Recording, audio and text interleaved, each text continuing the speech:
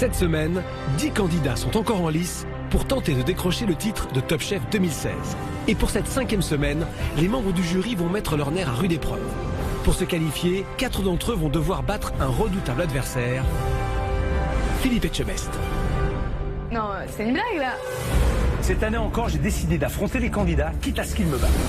Mais ce qui compte, c'est que face à moi, ils n'auront pas d'autre choix que de se dépasser et de sortir de très grands plats.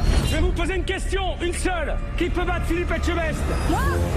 Philippe est remonté à bloc, mais cette année les choses se corsent pour le meilleur ouvrier de France, puisqu'il va devoir cuisiner non pas une recette comme les candidats, mais 4 et dans les mêmes conditions. Je vais vous mettre la misère, les enfants. Vous allez voir ce que c'est. C'est une machine le mec. Allez, on lâche rien. On va se battre. Hey, oui, parle moins et avance. Allez. Le lion a lâché dans l'arène, quoi. Va pas falloir se louper. Un véritable défi que se lance le chef, mais dont il risque de se souvenir longtemps. Michel, ils sont tous contre moi. Je sais pas s'ils vont y arriver, mais ils en ont envie. Ouais. Vous êtes bons les gars ou quoi? Chef, on va voir ça, Les candidats qui réussiront l'exploit de le battre seront directement qualifiés pour la suite du concours.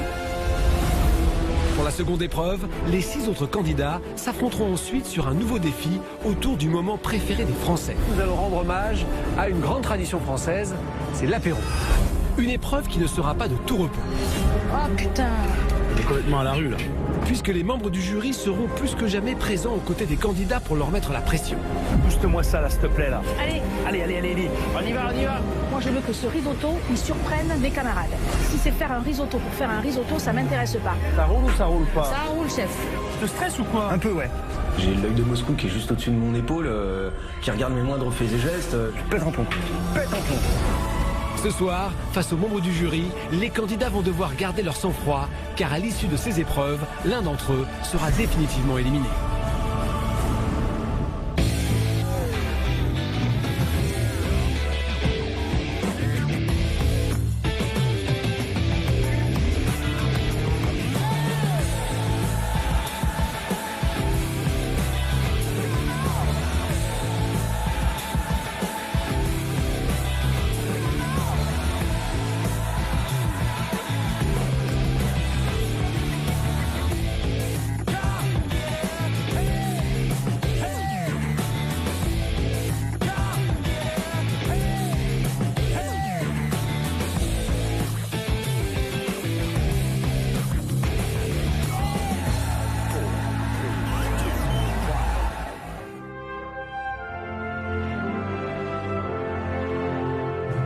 Pour ouvrir cette 5e semaine de concours, c'est moi, Michel Saran, qui vais mettre à l'épreuve 4 candidats.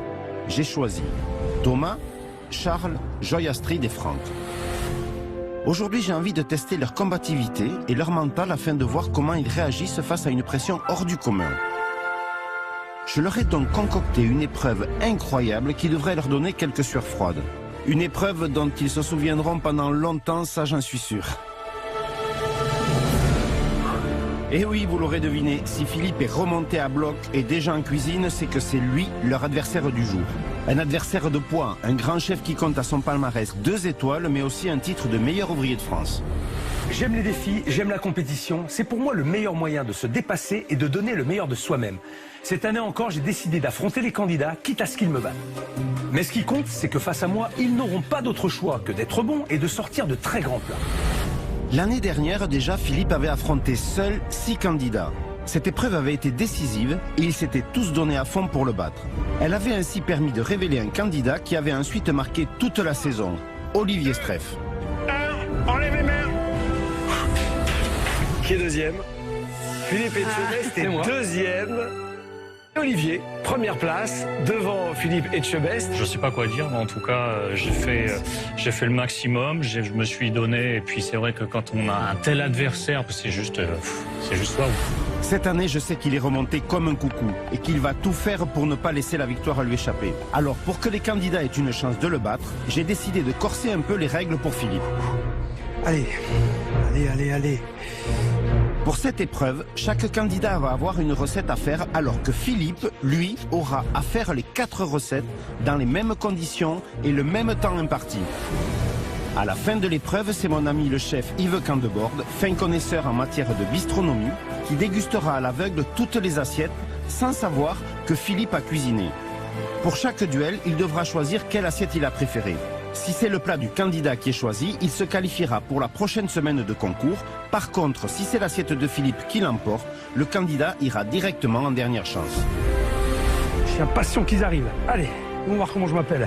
C'est un gros challenge que je lui lance. C'est pourquoi je lui ai laissé quelques minutes d'avance afin qu'il aille au garde-manger et qu'il s'installe à son plan de travail. Parce que lui, il a 4 recettes à faire alors que les candidats n'en ont qu'une. Maintenant, j'ai hâte de voir la tête des candidats quand ils vont rentrer dans la cuisine. C'est bon ça. C'est bon ça, c'est bon ça, c'est bon ça. Allez, venez les petits, venez. Venez. Venez faire de la cuisine. Avec des vrais cuisiniers, vous allez voir. Ça va vous faire drôle. Non, c'est une blague là. On va challenger Philippe Etchebest. C'est une machine le mec. Il fait 15 000 trucs à la seconde. Voilà quoi, ta. Là, dans ma tête, je me dis, oula, j'ai dû louper un épisode là. Chers candidats, vous l'avez compris, Philippe Etchebest a accepté de relever un défi compliqué. Il vous affronte tous ensemble. Il doit réaliser les 4 recettes. Vous épate, hein, Il est à fond, il a l'intention de gagner tous ses duels. Il va falloir élever le niveau, les mecs, je vous le dis. Maintenant, il va falloir y aller, pour de vrai. Vous voyez, poste propre, poubelle, organisation, propreté. Ok. Alors non content d'être organisé, en plus ce que je vais faire, ça va être très bon. Dommage. Mais c'est bien, vous aurez essayé, au moins. Le lion, on l'a lâché dans l'arène, quoi. Il est mais au taquet, il court partout. La veste est déjà trempée, il est à bloc. Va pas falloir se louper, quoi. On va faire 4 candidats quand même d'un certain niveau et réaliser 4 recettes, c'est un gros challenge. C'est un gros challenge, mais bon, après tout, je crois que j'aime un petit peu ça aussi. Donc, je suis remonté comme un cabourg là. Je suis comme un fou là. Vous avez un plat à faire, ça va aller. Si vous avez besoin d'un coup de main, vous me le dites. Si jamais, je viendrai vous aider. Allez, 3, 2, 1, c'est parti. Qui peut battre Philippe Etchebest? C'est parti, les candidats vont devoir se surpasser pour revisiter la cuisine de bistrot et en faire des plats gastronomiques. Chacun des candidats devra réaliser une recette alors que Philippe en aura 4. Mais je ne vais pas les abandonner et les laisser seuls face à Philippe. Je serai avec eux en cuisine pour les pousser à donner le meilleur d'eux-mêmes. Je vais tout faire pour que cette année, ils arrivent tous, sans exception, à battre Philippe. Le défi est de taille, mais je sais qu'ils en sont capables.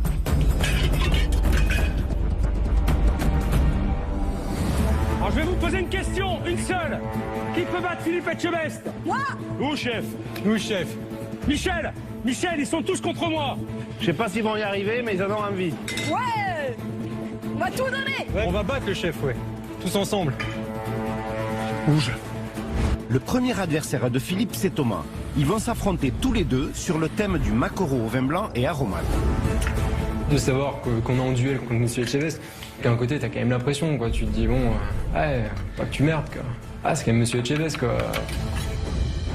Thomas est un candidat qui a fait un début plutôt discret dans le concours. Mais la semaine dernière, il s'est battu jusqu'au bout sur l'épreuve redoutable des meilleurs ouvriers de France. Ça a été une sacrée hécatombe et il a été un des seuls à s'en être sorti. Tu passes. Bravo Thomas. Bravo Thomas. Merci beaucoup. T'es bien battu. Merci beaucoup. Bravo Thomas. Il est carré et très organisé, des qualités essentielles pour battre la machine de guerre qu'est Philippe aujourd'hui. J'aime bien ce côté un peu militaire, ce côté carré, ordonné, mais c'est que comme ça que tu peux avancer, c'est que comme ça que tu peux bien sortir des assiettes. C'est exactement cette mentalité que je veux retrouver chez Thomas aujourd'hui. J'ai confiance en ses capacités. Je suis curieux de voir ce qu'il a imaginé pour battre Philippe aujourd'hui. C'est la première fois que je travaille le maquereau de cette manière-là. Ça va être chaud, quoi. Là, sur cette recette, on va jouer sur le goût, sur la texture. Et après, il faut aller vite, t'as qu'une heure, là, donc faut tabasser. Au maquereau vin blanc, moi, je suis pas forcément inspiré, quoi. C'est un challenge, moi, je le prends vraiment comme ça, quoi. Et essayer de faire un truc un peu sympa, qui sort de l'ordinaire, quoi. Ça te plaît, toi, ce défi? Ouais, ça me plaît. Ouais. J'ai senti, oui. Quand j'ai vu tes jambes bouger, il tremble de peur ou il est dans les starting blocks, hein? Ouais, chef. Bon, c'est quoi ta recette, alors? Maquereau vin blanc, chef. Oui, ça, je sais. Mais toi, la tienne de recette? Ma recette, je vais lui lancer une nage avec plein d'aromates. D'accord. Je vais tailler mon maquereau. Je vais mettre les tranches au sel après. Je vais les rouler, je vais faire un canon avec. Donc je vais le pocher tout doucement à 50 degrés maximum. Et les arêtes de maquereau, je vais les passer dans la farine et faire frire pour amener une chips croustillante d'arêtes. Je vais partir sur un condiment pomme moutarde. Donc je vais juste la cuire comme ça dans un peu de vinaigre. Et à la fin, à froid, je vais rajouter de la moutarde à l'ancienne pour lever le maquereau un petit peu. Ah, attends, j'ai bien entendu là. Il veut rajouter de la pomme dans sa recette? Ça m'embête un peu parce que c'est pas trop dans la composition du maquereau au vin blanc, la pomme fruit. Ça, c'est un peu limite pour moi. Réfléchis bien que tu te retrouves pas hors sujet, qu'on ne te dise pas, bon, tu vois. Mais il est passé où, mon Thomas, super carré dans sa tête? Il s'est mis en mode freestyle, comme on dit chez les jeunes, ou quoi? Le maquereau, c'est très fin, alors s'il me rajoute des gros bouts de pommes, ça risque de prendre le dessus sur le goût de son poisson. Et en plus, il me rajoute des champignons, pas très heureux comme association, tout ça. La recette du maquereau au vin blanc, est-ce qu'il y a des champignons? Parce que tu me mets déjà des trucs, enfin moi je te mets en garde. Hein. Champignons, pommes, moi je ne mettrai pas. Tu vois? Ouais, bien sûr. Mais ça va juste être une petite touche. J'ai bien compris. À ce moment-là, monsieur Saran, il met un peu le doute sur les accords et sur le truc que je veux partir. C'est vrai que maquereau vin blanc, je connais pas trop, donc j'ai essayé de l'interpréter à ma manière. Bon, voilà, je pars sur une côté de pommes, champignons, pour ramener un condiment au maquereau, pour ramener un côté un peu frais et acide, un côté, voilà. Là, dans cette recette, je prends un risque parce que voilà, faut essayer de surprendre. Il faut que la recette originale, elle soit respectée. Mais à côté de ça, il faut que je mette une petite touche un peu personnelle. C'est bon. Bon, Thomas a décidé de n'en faire qu'à sa tête. Et j'ai carrément un doute sur ses accompagnements. Pour moi, la pomme et les champignons n'ont rien à faire dans sa recette. Alors je compte vraiment sur lui pour s'appliquer pour la cuisson de son maquereau. De toute façon, il a intérêt puisque c'est l'élément central de la recette. À la base, le maquereau vin blanc, c'est que ça soit poché directement dans le bouillon de cuisson, quoi. Ça va amener du goût au plat. Là, que je veux que ma température, elle soit environ à 50 degrés à peu près. Là. Donc là, super. Je l'ai mis à 60. Le temps que je vais mettre dedans ça va refroidir. Et je vais le laisser tranquillement pocher pendant 4 minutes.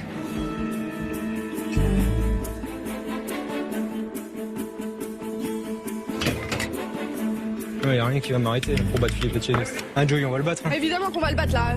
Ah, c'est bien ça. Poché dans le bouillon, son maquereau va cuire tout doucement sans s'assécher. Il va rester bien moelleux et en plus, le bouillon va lui donner un petit goût en plus. Thomas a choisi la bonne méthode de cuisson. Et d'ailleurs, à ce que je vois, il n'est pas le seul. J'ai l'impression que Philippe part sur une recette similaire. Je vais aller voir comment ça se passe de son côté et ce qu'il a imaginé comme recette pour empêcher Thomas de le battre. Ça sent bon ici. Alors, dis-moi, le maquereau. Alors le maquereau, là je l'ai levé, je vais pocher mon poisson dans le bouillon. Ensuite, je vais démarrer un petit fond, un petit fumet de maquereau, tu vois, là vite fait. Bien aromatisé parce qu'il va me servir de base pour faire une gelée. Et je vais faire des petites billes de carottes, toutes simples. Tu vois? Bon, je vois surtout que j'aurais dû me remettre au sport. À cette cadence, je ne suis pas sûr de pouvoir le suivre, moi. Ça c'est Bègle Toulouse, tu vois les Toulousains ils couraient derrière les béglés comme ça. Oui. Ça me dit, t'as pas vu le match? Mais là, Philippe, le match, c'est aujourd'hui surtout qu'il se joue. Et son idée de maquereau poché avec son bouillon en gelée, c'est pas mal, mais... Je ne dis pas ça trop fort parce que s'il m'entend, il me casse la tête. Une recette, somme toute, pépère. Après, je lui fais confiance. Je sais qu'il va parfaitement maîtriser les goûts et les assaisonnements. Voilà, je vais désarrêter mon maquereau et je vais pocher gentiment le courbouillon. Voilà.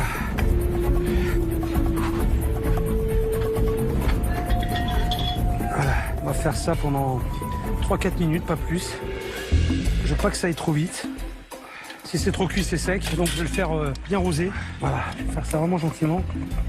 Bon, je vois que Philippe a lancé la cuisson de son maquereau. Franchement, il est plutôt bien parti sur ce premier défi. Je dirais qu'il a un léger avantage sur Thomas. Et puis après, c'est pas le dernier pour charrier ses adversaires. Il y a de l'ambiance aujourd'hui en cuisine. Eh, vous êtes bons les gars ou quoi? Chef, est-ce que vous êtes bons?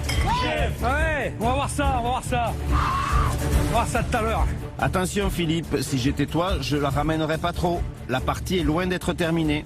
Il faut maintenant s'attaquer au deuxième défi. Le thème, c'est les carottes râpées. Et ton adversaire, c'est Franck. Je ne veux pas me faire carotter sur cette épreuve. Cette épreuve, je veux la gagner. Là, je suis en train de penser que je vais battre le chef. Moi, perso, j'y crois. Je suis confiant dans ce que je fais, je connais mon métier, mais la difficulté de cette épreuve, c'est de faire en sorte que esthétiquement, qu'on ne croit pas quand ça arrive, que c'est juste les carottes râpées, quoi. C'est là où c'est compliqué. Franck, ça peut être vraiment un adversaire sérieux pour Philippe aujourd'hui. Il a la technique et l'expérience. Ce n'est pas pour rien que je l'appelle le chirurgien. Michel Saran m'a donné le surnom depuis le début du concours Top Chef. Il m'appelle le chirurgien de Brooklyn parce que je fais un dressage d'assiette avec une précision chirurgicale. C'est lui qui nous livre les plus belles assiettes depuis le début de la compétition. Pourtant, malgré ses assiettes impeccables, Franck a du mal à se détacher du lot. Et c'est vrai qu'il n'a jamais été notre coup de cœur. C'est vrai que l'assiette coup de cœur, je l'ai jamais eu. Je suis pas passé loin des fois, mais je l'ai jamais eu. Ça, c'est un petit kiff que j'aimerais me faire moi-même. Donc je vais essayer de mettre la barre de plus en plus haut pour décrocher cette assiette coup de cœur qui me ferait super plaisir. Ouais. Alors, sur cette épreuve, je compte sur lui pour qu'il batte Philippe. Il peut y arriver. Là, aujourd'hui, il faut être Superman parce qu'en face, il y a un client. Le chef, c'est pas un rigolo quand même. Il faut qu'il parte à la retraite tranquille en se disant que derrière, il y a la relève. Quoi. Le chef Etchebest, moi, je vais lui montrer que les carottes râpées, je sais les faire aussi. Mieux que lui, j'espère. Et que c'est moi qui vais passer et pas lui, quoi. Bon, Franck, toi, c'est facile, hein, carottes râpées. T'as la râpe, t'as les carottes. Qu'est-ce que tu nous fais? Je vais couler une gelée de jus de carotte à la coriandre. J'ai envie d'en faire un peu une raviole que je viendrai poser dessus à la fin sur mon plat. Ouais, et après? Je vais venir planter plein de fleurs de carottes, garnies de tartare de carottes bien assaisonnées. D'accord, ok. T'es confiant? Oui, je suis confiant, bien sûr. Par contre, t'as du boulot, quoi. Ouais. Allez, perds pas de temps, vas-y. Comme souvent, Franck part sur une super recette. Il décline la carotte en 3 façons. En gelée, en tartare et en copeaux. Du coup, il utilise au maximum le produit principal. Il est pile dans l'épreuve. Mais attention, il va falloir qu'il fasse gaffe à ses assaisonnements parce que Franck a des fois tendance à privilégier le visuel au détriment du goût. La semaine dernière, son ami et mentor Pierre Roger lui avait bien remonté les bretelles. Je suis assez surpris parce que tout est bien fait en fait et il nous manque l'essentiel qui est le sel. C'est parce que c'est beau que c'est bon, quoi. Ça, tu le sais, quoi. Ouais, c'est le man, c'est la base, quoi. Donc, après, c'est vrai que c'est beau, mais ça fait pas tout non plus, quoi. Quand je le regarde, je vois très bien qu'il est en colère contre moi. Je vois son regard. Je sais, j'assume, c'est ma faute, c'est à ne plus reproduire. Alors, j'espère que ça lui aura servi de leçon. Là, je suis en train de faire une brunoise, mais très fine, parce que je vais le laisser cru. Donc voilà, il faut que ce soit en bouche, il ne faut pas que ce soit trop gros. Si c'est trop gros, c'est dégueulasse. Il y a de la mâche, c'est dur, donc voilà. Ça, c'est ce qui va rappeler la carotte râpée classique. On coupait en julienne. Dans mon tartare, je décide d'ajouter une petite touche à moi aussi que j'aime bien. J'ai ajouté un petit peu de jus de citron vert. Ça fait exploser le goût de la carotte. Moi, j'adore, j'ai l'habitude de le faire comme ça. J'espère que voilà, ça va pas jouer contre moi, mais je fonce comme ça. Le citron vert, c'est bien, ça va apporter du peps à sa recette. Mais pour moi, ce n'est pas suffisant du tout. Je l'ai à l'œil, moi, le chirurgien. Tu l'as assaisonné, ça? Ouais, peut-être il faut reprendre un peu, chef. Moi, c'est pas suffisant, hein, comme goût, quand même. Ouais, non, j'ai pas fini, chef. Je vais mettre un peu de escalade. Le jury, c'est un mec que je connais bien. Il aime les choses qui ont du goût. Oui, je sais, chef. Peut-être une pointe de gras pour relier tout ça, quand même. Après, j'ai ma vinaigrette, au dernier moment, vraiment, je mettrai... D'accord, ok. Voilà, mais tu le laisses pas comme ça, alors. Ouais, non. Bon, j'espère que Franck ne va pas faire l'impasse sur les assaisonnements.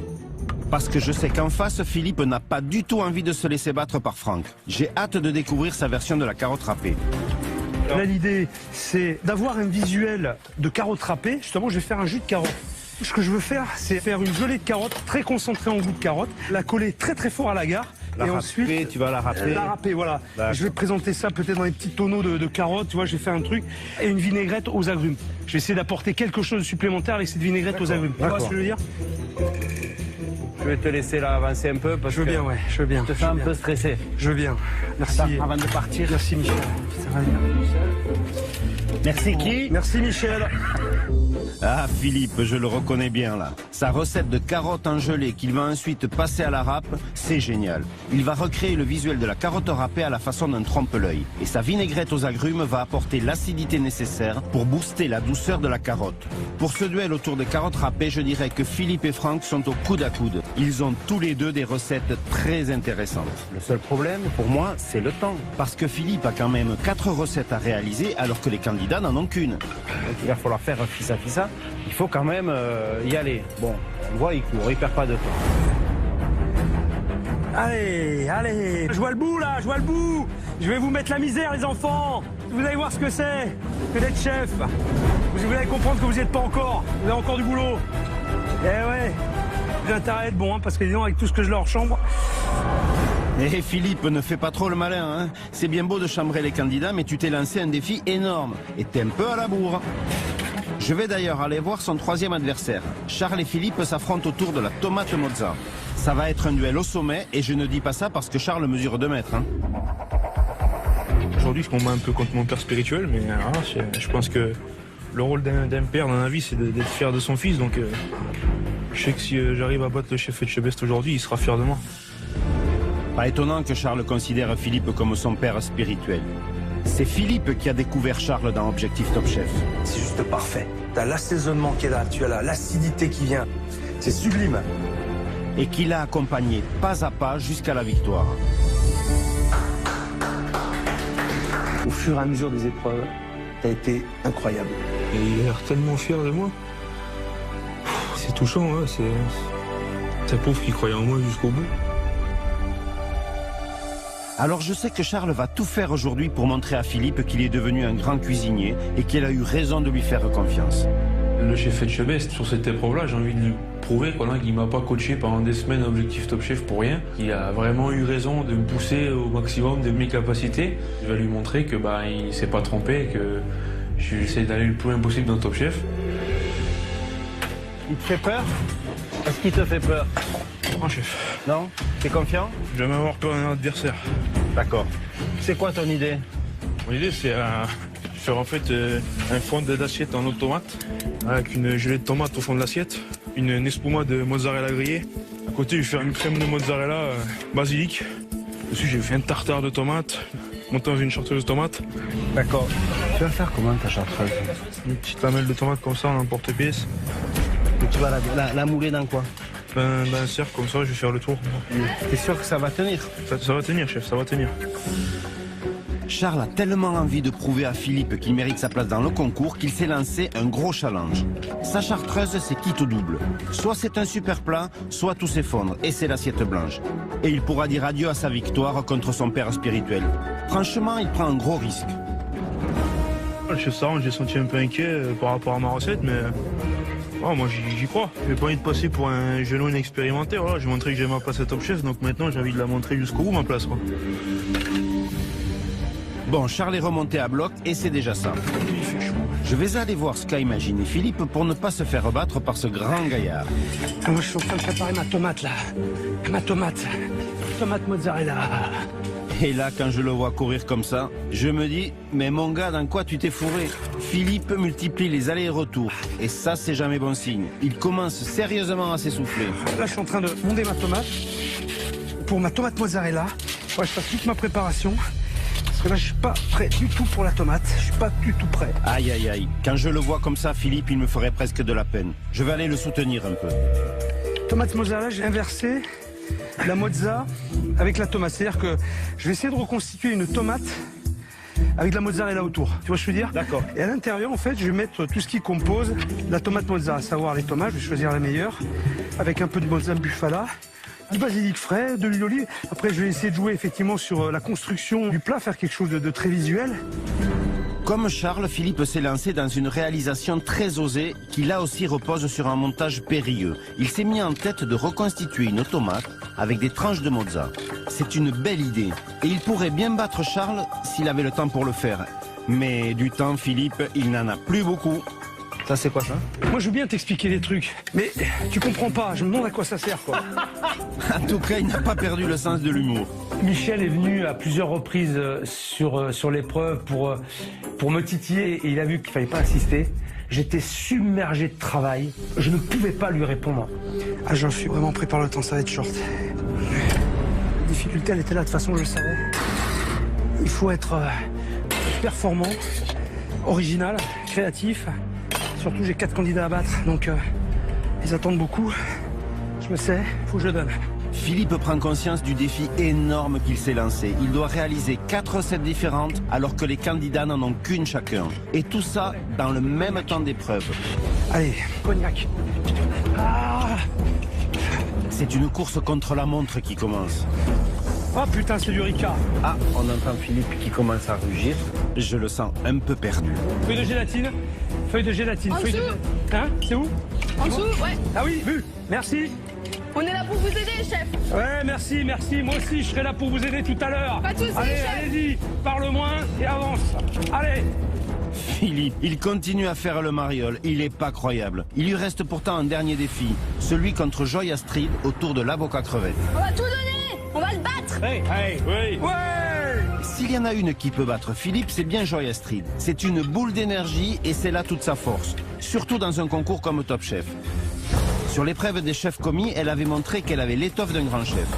Commis ça, hein. Vous allez couper l'oignon assez fin, le fenouil pareil. Vous voulez que je vous montre? Je vous fais un exemple? Ça va aller, je pense. Je crois que là-bas, il a presque fini mes filets. T'es bon sur les filets, dans 2 minutes, j'ai fini la farce, ok? Allez, hop, on y va. Vous avez pas compris, vous me dites, hein. Et hop, une fusée dans le derrière, hein. D'accord? Pas de problème.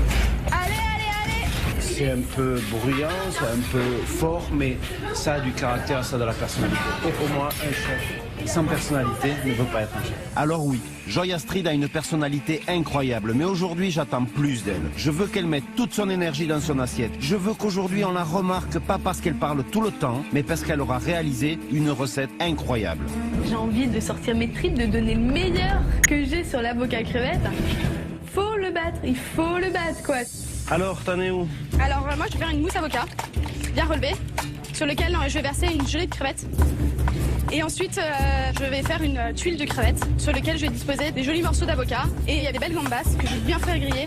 Quelque chose de propre, joli, qui va à l'essentiel. Attention à l'équilibre, hein. Oui, chef. La difficulté là, c'est d'avoir trop d'avocat, trop de gras, pas assez de fraîcheur. Attention à ça. Oui, chef.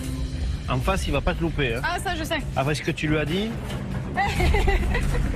Joy Astrid a de bonnes idées pour réinterpréter l'avocat crevette. Elle joue sur plusieurs textures avec le croustillant de sa chips de crevettes, la fraîcheur de sa gelée et l'onctuosité de sa mousse d'avocat. Après, il faut qu'elle fasse attention à l'équilibre des goûts. L'avocat, c'est très riche et sous forme de mousse, ça peut vite devenir pâteux et écœurant. Michel Sarran me met bien en garde en me disant attention, il faut réussir à trouver le juste milieu entre le gras de l'avocat, entre le côté plus frais du poisson. Il a tout à fait raison. Il faut que je trouve quelque chose d'assez frais. Allez hop, c'est parti. Je rajoute un zeste de citron. Le citron servira à donner une petite acidité. Petite note de petit. Merci, chef Sarran. Allez, allez, allez, on lâche rien. Oui. On est 4. On va tous battre le chef. Joy Astrid a bien réagi. Elle a toutes ses chances pour battre Philippe. On y croit. Ah, c'est ça, ouais, vas-y. Surtout qu'en face, c'est la Bérésina. Philippe est complètement dans le jus. Il prend à peine le temps de m'expliquer sa recette. L'avocat crevette. Alors l'avocat crevette, c'est quoi l'avocat crevette? C'est un avocat avec des crevettes et une sauce cocktail. Voilà. Rien de plus simple et finalement très classique. Alors là, je vais faire un gazpacho d'avocat et ensuite je vais le servir dans la coque avec des morceaux de crevettes qui seront sautés, bien caramélisés, et je vais recouvrir ça avec une petite tuile de crevettes. D'accord. Bon, je vais te laisser, hein. Ouais, merci. Parce que je sens que t'es quand même... Allez. 4 assiettes, c'était peut-être trop, même pour un super cuisinier comme Philippe. Mais il se bat jusqu'au bout, il ne lâche rien, le gaillard. Franchement, il m'impressionne. Faut pas finir, merde. Mais là, j'ai bien peur que le chrono soit plus fort que lui. C'est chaud. Ça commence à être dangereux, là. Ah, là, ça c'est fait, ça c'est fait. Mes tuiles au four. Mes tuiles. Là. Je suis très mal, très mal. J'ai eu les yeux plus gros que le je crois. Sur les dernières minutes, je vois qu'il me manque encore pas mal de petites choses à faire. Le problème, c'est que c'est des petits détails, c'est pas grand-chose, c'est des opérations qui peuvent aller très vite. Mais multipliées par 4, par 5, voire par 6, ça prend des proportions incroyables, quoi. Et je me vois à la fin où j'ai pas d'assiette dressée et là, je me dis, je suis mal. Ça va? Non, je suis pas. Bon, je suis pas du tout. Pas du tout.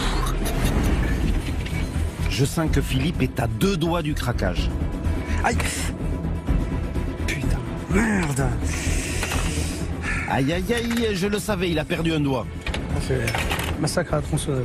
Il reste 3 minutes et là, j'ai aucune assiette de dressée. Là, je suis vraiment à la ramasse, quoi. Il me suis dit ça, vas-y, booste-toi, il faut finir les plats, t'as pas le choix. Il est hors de question que je n'envoie pas d'assiette. Sinon, c'est de la honte. Alors, 2 minutes, là! Oui! 2 minutes, ça va le faire, hein. De toute façon, il n'y a pas le choix. Hein. Je vais être dans les temps. Je vais vite. Allez, il y a 2 assiettes qui sont sorties pour Philippe. Il reste 30 secondes, Philippe.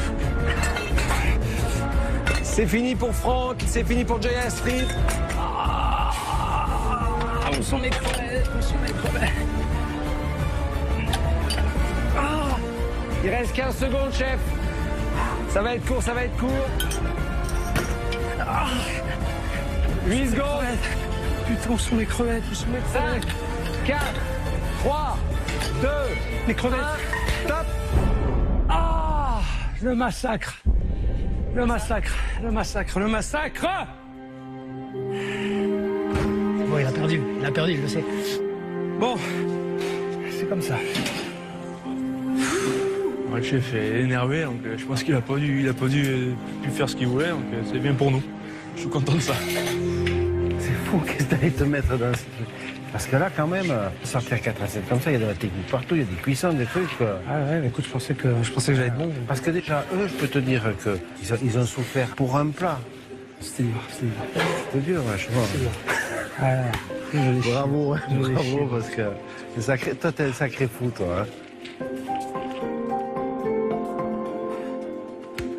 C'était dur. Franchement, Philippe peut être fier de lui. Sortir 4 plats en si peu de temps, je connais peu de gens qui en sont capables. Il n'y a vraiment que lui pour relever des défis pareils. Les candidats non plus n'ont pas démérité sur cette épreuve. Je ne serais pas étonné que plusieurs d'entre eux parviennent à battre Philippe cette année. Yves Condebord. Regarde, c'est déguisé en toréador. Pantalon rouge. Il manque plus que le chapeau et bon. Et la cape. Allez, vas-y. Yves Condebord va maintenant déguster à l'aveugle les assiettes des candidats. Bien évidemment, il ne se doute absolument pas que sur les 8 plats qui vont lui être présentés, 4 sont réalisés par Philippe. C'est donc en toute objectivité qu'il désignera, pour chaque duel, quelle recette il a préférée. Les candidats qui seront choisis seront qualifiés, les autres iront en dernière chance. Yves Condebord, bienvenue. Merci à vous de me recevoir. Vous allez arbitrer 4 duels. Les candidats se sont affrontés sur le thème des plats de bistrot, qu'il fallait bien sûr transformer.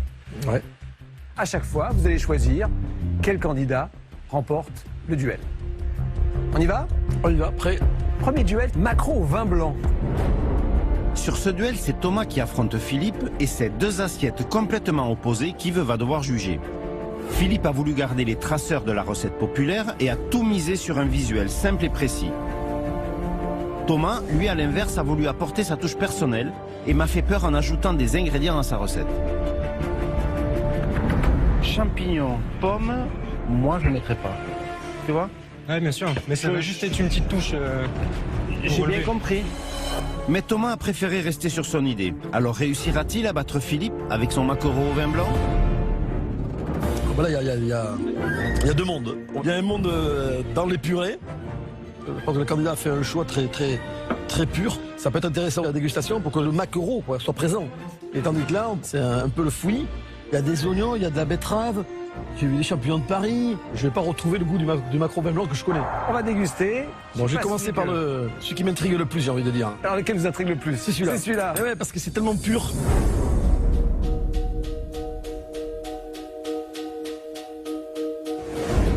Voilà, c'est pour tout. Ben voilà.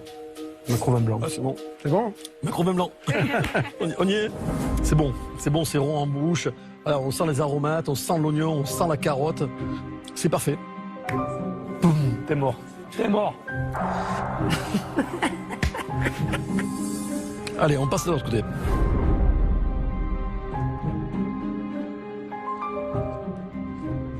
La cuisson, pareil, elle est parfaite parce qu'il est à peine cuit. Il est vraiment poché très légèrement. On voit bien le côté translucide. On a encore un petit croquant. Il y a de la matière, il y a de la mâche. Et la mâche, c'est important. La gelée, voilà. Elle est un peu roborative. Elle est puissante. Presque à peine un peu trop puissante. Le petit bémol, c'est... il y a beaucoup de choses dans l'assiette. Parce que là, je vois, il y a 2 tranches de champion de Paris.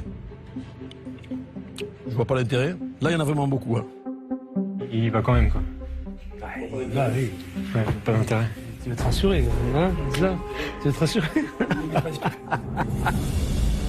Deuxième duel. Le thème, c'est l'avocat crevette. Qui c'est qui va prendre une déculottée, là?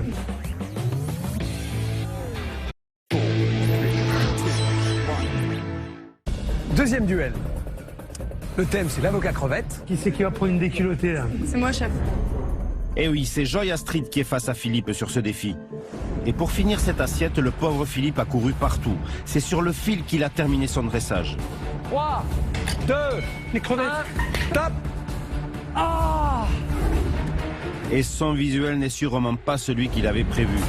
Joy Astrid, de son côté, a enfin réussi à canaliser son énergie pour la mettre au service de sa cuisine. Et le résultat est surprenant. Une assiette colorée, graphique et précise. Mais c'est sur le goût que tout va se jouer. Et Joy Astrid n'était pas très bien parti avec sa recette.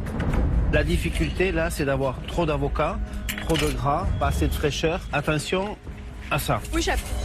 Alors, si elle veut espérer gagner contre Philippe, j'espère qu'elle a parfaitement géré ses dosages. Ah ben là, on a quand même deux styles totalement différents. Ouais. Vraiment deux styles complètement différents. Là, je dirais qu'il y a un dressage féminin. Et là, par contre, voilà, c'est une provocation un peu là. On est étonné, quoi. Oser faire ça, c'est gonflé, j'ai envie de dire. Hein. Quand il va regarder dedans, il va dire putain, c'est gonflé là aussi. Pour moi, il y aurait presque, je me risque 20 ans de différence entre ce candidat-là et ce candidat-là. Là, c'est un jeune. C'est plus moderne. C'est osé, quoi. Il a voulu transmettre un savoir, une expérience. Quelle vous tente le plus en dégustation pour commencer? Je vais commencer par celle-là. D'accord.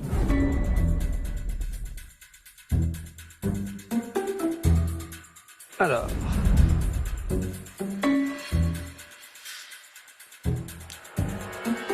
Bon, il y a une très belle mousse d'avocat, qui est très très bonne. Elle est très fine.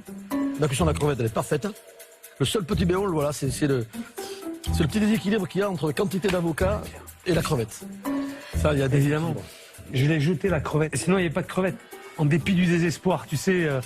Ah Alors, l'autre assiette.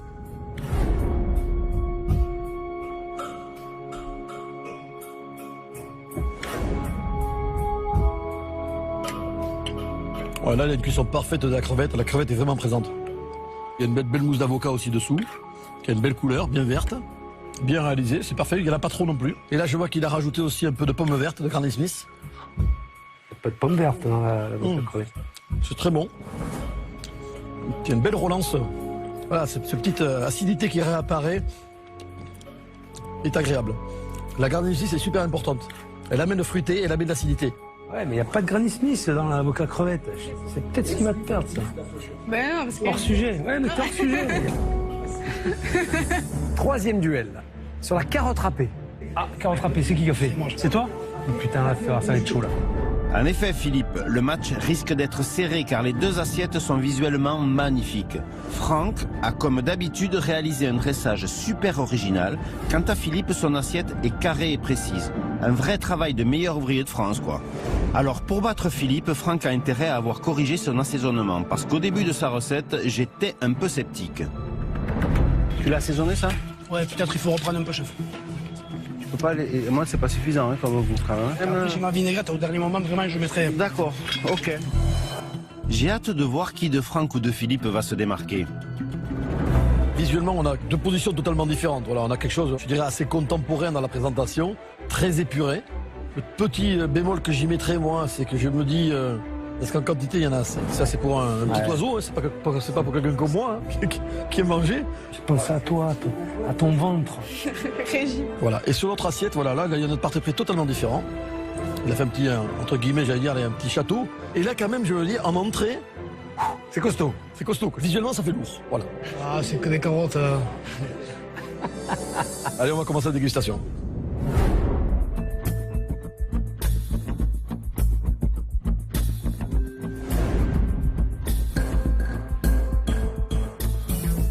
C'est super bien assaisonné. Ça a le goût de la carotte râpée. Pourtant, visuellement, ça ressemble pas du tout à une carotte râpée. C'est bon, c'est frais, ça me prend bien le palais. Voilà, j'ai la carotte qui se tapisse dans le palais. J'aime ça. Un petit taporos qui est pas mal du tout, qui est très agréable. J'ai presque envie, voilà, j'ai pratiquement, voilà. De mettre sur le côté de tempura, carrément. Ouais, j'ai presque préféré qu'ils me les mettent à côté, qu'à la limite je pouvais prendre. Là, c'est l'ensemble, ça fait charger. C'est un bon cuisinier qui a fait ça, mais malheureusement, je trouve qu'il a pas mis son travail en valeur. Ouais, c'est peut-être beaucoup, hein. Alors, on va goûter la deuxième assiette.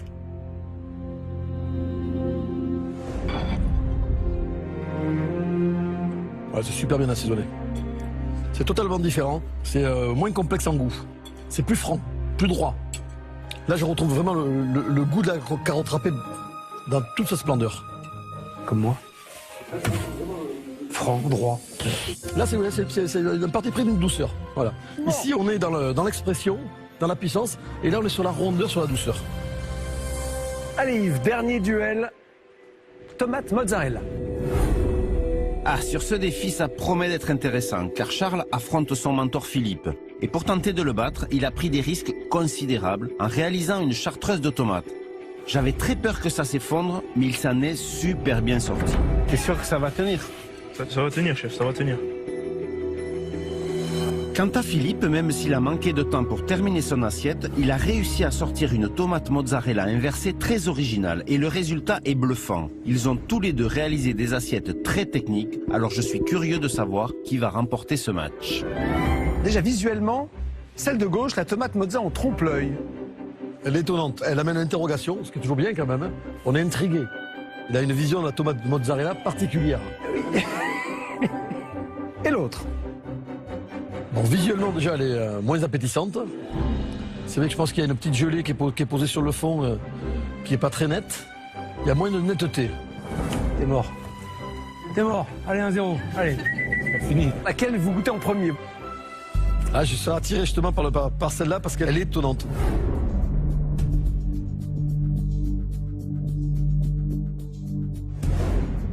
Alors, vous retirez, ça vous plaît pas trop, ça? Ben, disons que ça fait pas faim. Parce que ça, je pense que c'est des choses qu'on fait quand on est un apprenti, quand on a un apprentissage. Merci, on va causer tout à l'heure. On va causer. Peut-être qu'il a été pris par le temps lui aussi, je sais pas. Mais il aurait pu un peu la lustrer avec un peu d'huile d'olive pour y amener un peu de brillant. Là, c'est un peu terne. Ben oui, je voulais le faire. Je voulais le faire. J'ai pas eu le temps. L'idée d'utiliser la mozzarella comme enveloppe, c'est pertinent. Ouais, c'est réfléchi. On sent qu'il y a de la technique quand même, qu'il y a eu de la réflexion. Ça, c'est super intéressant. Mais après, l'ensemble du plat, ça manque un peu d'assaisonnement, ça manquerait encore. Il manque ma vinaigrette. D'un acide, un petit coup de vinaigre, un coup de basilic. Ouais. La passée de patate. Mais par contre, c'est de la tomate mozzarella. Alors, l'autre assiette.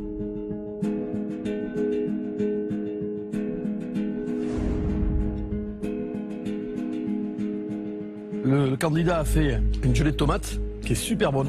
Ouais. Et là, on retrouve justement de l'acidité, voilà, de la profondeur. Il y a quand même la rondeur de la tomate. C'est très bon, c'est très frais. Comme on dit, il a tapé dans la balle, hein, c'est sûr. Pas gagné encore. Hein. Non, c'est pas gagné. Hein. Bon, les chefs, maintenant, on va choisir la meilleure assiette de chaque duel. Ça va pas être facile. Bon, et bravo les gars. Hein. Check. Check. Bravo, vous êtes bien battus. Moi aussi, chef. Et que le meilleur gagne. La dégustation est terminée. Yves a choisi pour chaque entrée de bistrot quelle assiette il a préférée. Les candidats qui remportent leur duel seront qualifiés pour la prochaine semaine du concours. Les autres iront en dernière chance. Yves va maintenant leur annoncer son verdict et j'ai hâte de voir sa tête quand il va découvrir leur adversaire du jour.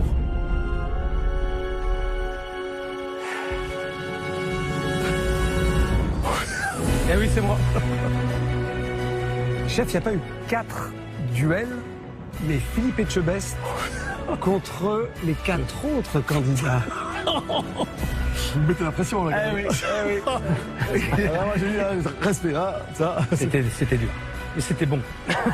Bon, après, après, le problème, il faut que ce soit bon pour moi, quand même. C'est ça, c'est surtout ça. Non, évidemment. Alors, le choix est déjà fait. Il faudra plus le changer, chef.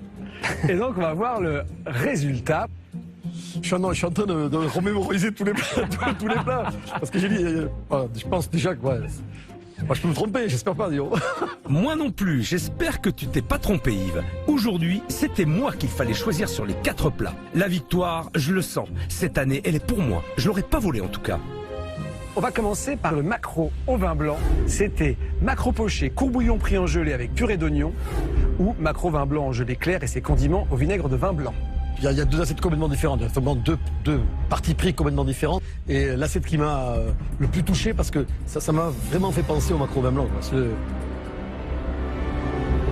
Le maquereau purée d'oignon. Ouais. C'est Philippe Etchebest qui remporte ce duel. L'assiette de Philippe, c'était droit, c'est le maquereau vin blanc, il n'y a pas de secret. Revisiter, retravailler différemment, mais quand on le met en bouche, on est dedans. Quoi. Votre assiette, c'était assez incohérent sur l'ensemble. Il y a beaucoup de choses. Quoi. Quand vous mettez 2 petites tranches de champion de Paris, c'est limite de leur sujet. Ouais. Limite, tu vois. Ouais. Un peu déçu quand même. Je me suis aventuré dans trop compliqué alors que j'aurais dû vraiment écouter M. Saran et me contenter de l'essentiel, quoi. Le maquereau vin blanc, il est parti loin. Toi. Il a quitté la Normandie, il est arrivé en Béarn. Hein. Bravo Thomas. Prochain duel. C'est fait, on ne peut plus changer. Hein. Ah non, c'est fait. Avocat, crevette. Il y avait la purée d'avocat en coque, tuiles et crevettes sautées, crémeux d'avocat, gelée de crevettes et tuiles, crevettes, avocat. Donc là, c'est pareil, j'ai retrouvé des présentations super intéressantes. La coque, c'est moderne, c'était, je trouve, très pertinent. Mais par contre, l'autre assiette à côté, c'est exactement l'assiette de palace. Soigné, précis, avec du goût. Donc, allez Yves, sois cool. J'en ai bavé pendant l'épreuve, moi. Le crémeux. Le crémeux d'avocat, c'est Jay Astrid.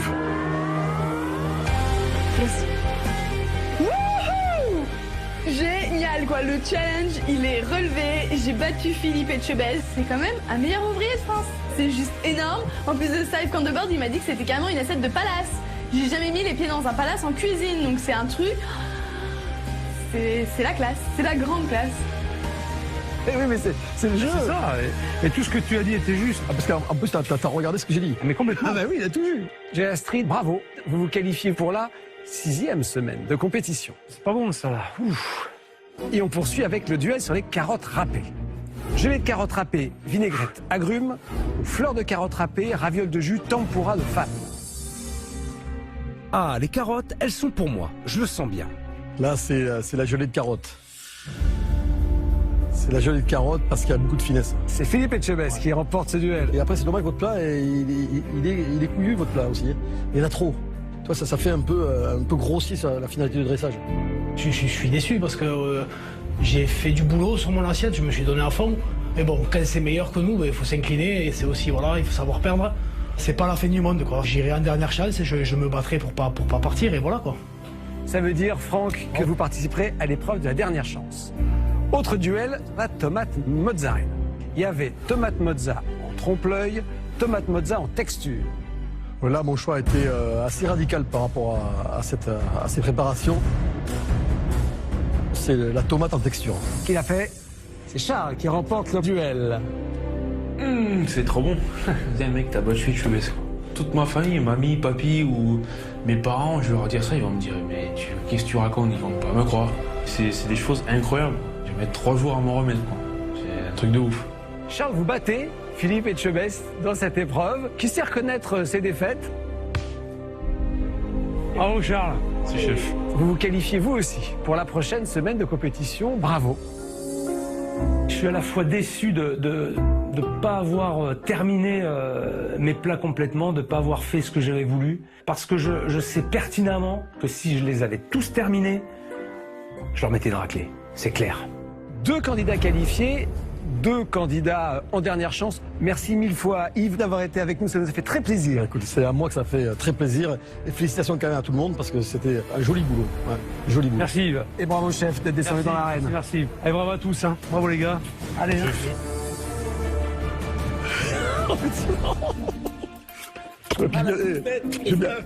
Je m'y attendais pas. Je m'y attendais pas. Nickel. Bon, j'ai à peine eu le temps de me remettre de mes émotions et de me faire un pansement qu'il faut déjà y retourner. Pour cette deuxième épreuve, je vais mettre au défi 3 binômes. Colline et Xavier, Kevin et Gabriel, et les 2 Pierre. Aujourd'hui, Michel, Hélène et moi, on a invité nos amis chefs pour prendre l'apéritif. Les candidats vont donc avoir la lourde tâche de nous réaliser des amuse-bouches. Peu importe le contenant, réaliser une bouchée apéritive est un exercice très difficile. Il s'agit de proposer une association de goûts convaincante et originale en une seule bouchée. Et pour ça, il faut que les saveurs soient parfaitement équilibrées. Moi, ça m'excite de me dire que je vais préparer un apéritif parce que chez moi à Marseille, l'apéro, c'est important. Je me dis que c'est forcément une épreuve qui est tournée sur le partage et la cohésion entre différentes personnes. Donc, ouais, c'est un beau défi quand même. Quand j'entends le thème sortir, apéro, dans ma tête, on n'arrête pas de me parler. C'est blablabli, blablabla, et j'ai des idées qui n'arrêtent pas de tomber du ciel. Ah, mais Kevin nous avait caché ce don. J'espère que ces petites voix vont être de bons conseils. Parce qu'aujourd'hui, les candidats vont devoir relever un véritable défi. Car c'est une épreuve en 2 étapes qui les attend. Sur la première étape, les candidats seront en binôme. Ils vont devoir faire preuve d'esprit d'équipe pour réaliser à 2 une bouchée apéritive gastronomique. L'équipe qui aura réalisé la meilleure bouchée sera directement qualifiée pour la prochaine semaine de compétition. Et sur la deuxième étape, les 4 candidats qui ne se sont pas qualifiés devront s'affronter seuls sur une bouchée individuelle. Et là, ça sera chacun pour soi. Car un candidat seulement sera sélectionné pour poursuivre le concours. Pour les 3 autres, ce sera la dernière chance. Bonne chance, allez-y. On démarre avec la bouchée en binôme. Ils ont intérêt à se surpasser, car sur cette bouchée, un des 3 binômes aura la chance d'être qualifié directement pour la prochaine semaine. Ils vont donc devoir trouver la bonne idée, c'est-à-dire quelque chose de visuel, de surprenant et de gustativement parfait. Je me suis moi-même prêté à l'exercice et voici ce que j'ai réalisé. Pour réaliser un apéro en cuillère, je commence par réchauffer des pieds de cochon, puis je les désosse et je récupère la chair pour ensuite la hacher. Je mélange les pieds de porc hachés avec une duxelle de champignons et je mets le tout au bain-marie. J'assaisonne de sel et de poivre, puis je lis avec du jus de veau. Je débarrasse et je réserve au frais pour que l'appareil fige. Je détaille le mélange en petits carrés, je les panne à l'anglaise, je les passe dans la farine, les œufs battus, puis de la chapelure et à nouveau dans les œufs et la chapelure pour obtenir une belle croûte croustillante. Dans une friteuse bien chaude, je fris les carrés de pieds de porc jusqu'à coloration. Je les dispose sur du papier absorbant pour retirer l'excédent de gras. J'ouvre les huîtres, je récupère le jus et je mets les huîtres de côté. Puis, je fais réduire le jus et j'ajoute de la crème. Je passe en siphon que je réserve au frais. Dans la cuillère, je dépose une feuille d'huître, puis l'écume de jus d'huître. Je dispose au centre le chromeski de pied de cochon frit. Et enfin, je termine avec une huître fraîche et un bâtonnet de pommes vertes pour ramener de l'acidité. Voilà une façon originale de réaliser une bouchée apéritive façon gastro. Aux candidats de jouer maintenant. Ça ne va pas être facile, mais Hélène, Michel et moi, nous serons chacun à côté des 3 binômes pendant toute l'épreuve. À eux de nous montrer de quoi ils sont capables. Ça commence à te parler, Pierre, ou quoi? Hein? Ça commence à te parler un peu? Ouais, vaguement, ouais. Je vais attaquer les écrevisses. Ah, faut pas chômer, là. Non. J'entame, moi. Aujourd'hui, je suis en charge des 2 Pierres. Ils ont des univers très différents. Alors je me demande comment ils vont travailler ensemble, ces deux-là. Pour Pierréon, c'est sa première épreuve en équipe. Alors j'ai hâte de voir ce que ça va donner, surtout avec Pierre Menot. Lui, les épreuves en équipe, c'est pas vraiment son fort. Il y a quelques semaines, lors d'une épreuve en binôme, la communication avec son coéquipier a été catastrophique. Tu vois, je me souviens plus du grammage qu'il m'avait donné, je sais plus. Il se retourne vers moi et il me dit je connais plus la pesée. Non, là c'est trop pour moi. Ah, moi ça m'en fout, vraiment ça m'en fout. En tout cas, elle bonne la pulpe. Et résultat, ils s'étaient retrouvés tous les deux en dernière chance. Ah, franchement, je suis dégoûté. Je repense à tout le déroulé de l'épreuve à ce moment-là. Il y a Pierre, ses sourires, ses blagues. Ouais, je m'en veux de lui avoir fait confiance. Il ne faut surtout pas que cette situation se reproduise. Alors j'espère qu'ils ont au moins une idée de recette pour leur bouchée commune. Parce qu'elle peut les qualifier directement pour la suite du concours. Au lancement de l'épreuve, j'ai beaucoup d'appréhension parce que travailler avec Pierre Menot, je sais que ça va pas être facile. On a 2 cuisines strictement différentes, 2 manières de travailler différentes, 2 caractères différents. On s'appelle tous les 2 Pierre, mais c'est bien le seul point commun qu'on a tous les 2. Les queues d'écrevisses, quand on va les découper, je vais les faire sauter, déglacer avec un petit peu de cognac. Ah, tu les cuis pas vivantes? Aïe aïe aïe, ça m'a l'air mal parti entre les 2 Pierres. Ah, tu les fléchettes là? Ouais, non, mais je pensais que tu voulais les. Tu mets laissé les queues dessus, moi. Tu mets laissé les queues dessus. Ah non, je voyais vraiment la queue, juste la queue. Ah, je sais pas. Mes appréhensions, elles se confirment d'entrée, dès la première minute. Dans sa tête, lui, c'est sa cuisine. Il est très fermé. Mais quand c'est un travail d'équipe, il faut savoir aussi s'adapter à son partenaire. Là, en l'occurrence, je sais très bien que ça va être difficile. Ah ben ça commence mal. Ils n'arrivent déjà pas à se mettre d'accord. Je vais aller voir s'ils ont vraiment une idée de recette. Votre mise en bouche commune, vous allez faire quoi? On part sur l'écrevisse. Avec un couteau un peu cuit en marinière. On va ajouter des champignons aussi. On va essayer de faire quelque chose de joli qui se prend en une bouchée et qui éclate en bouche. Ouais.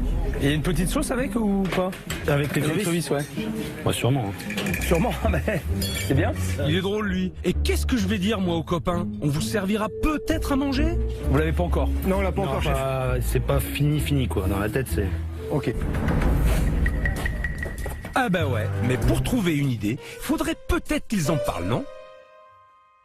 Ah ben non, là, on entend carrément les mouches voler. Ils me font peur, ces deux-là. Faut vous échanger, les gars. La bouchée commune, elle peut vous sauver tous les 2, d'accord? Oui, chef. Allez. En plus, elle est pas si mal, leur recette. Le goût iodé du couteau, associé à la finesse de l'écrevisse, ça peut le faire. Surtout s'ils rajoutent une sauce ou un jus pour lier les 2 éléments ensemble. Mais pour ça, il faut vraiment qu'ils communiquent et travaillent en équipe. Et j'espère qu'ils vont réagir. Pierre, vas-y, dis-moi. Là, tu pars sur quoi là? Ça fond là. On va faire un bon beurre d'écrevisse avec ça. Moi, j'aurais plus vu dis-moi. Une bisque, moi. Tu vois. Bisque d'écrevisse, tu vois.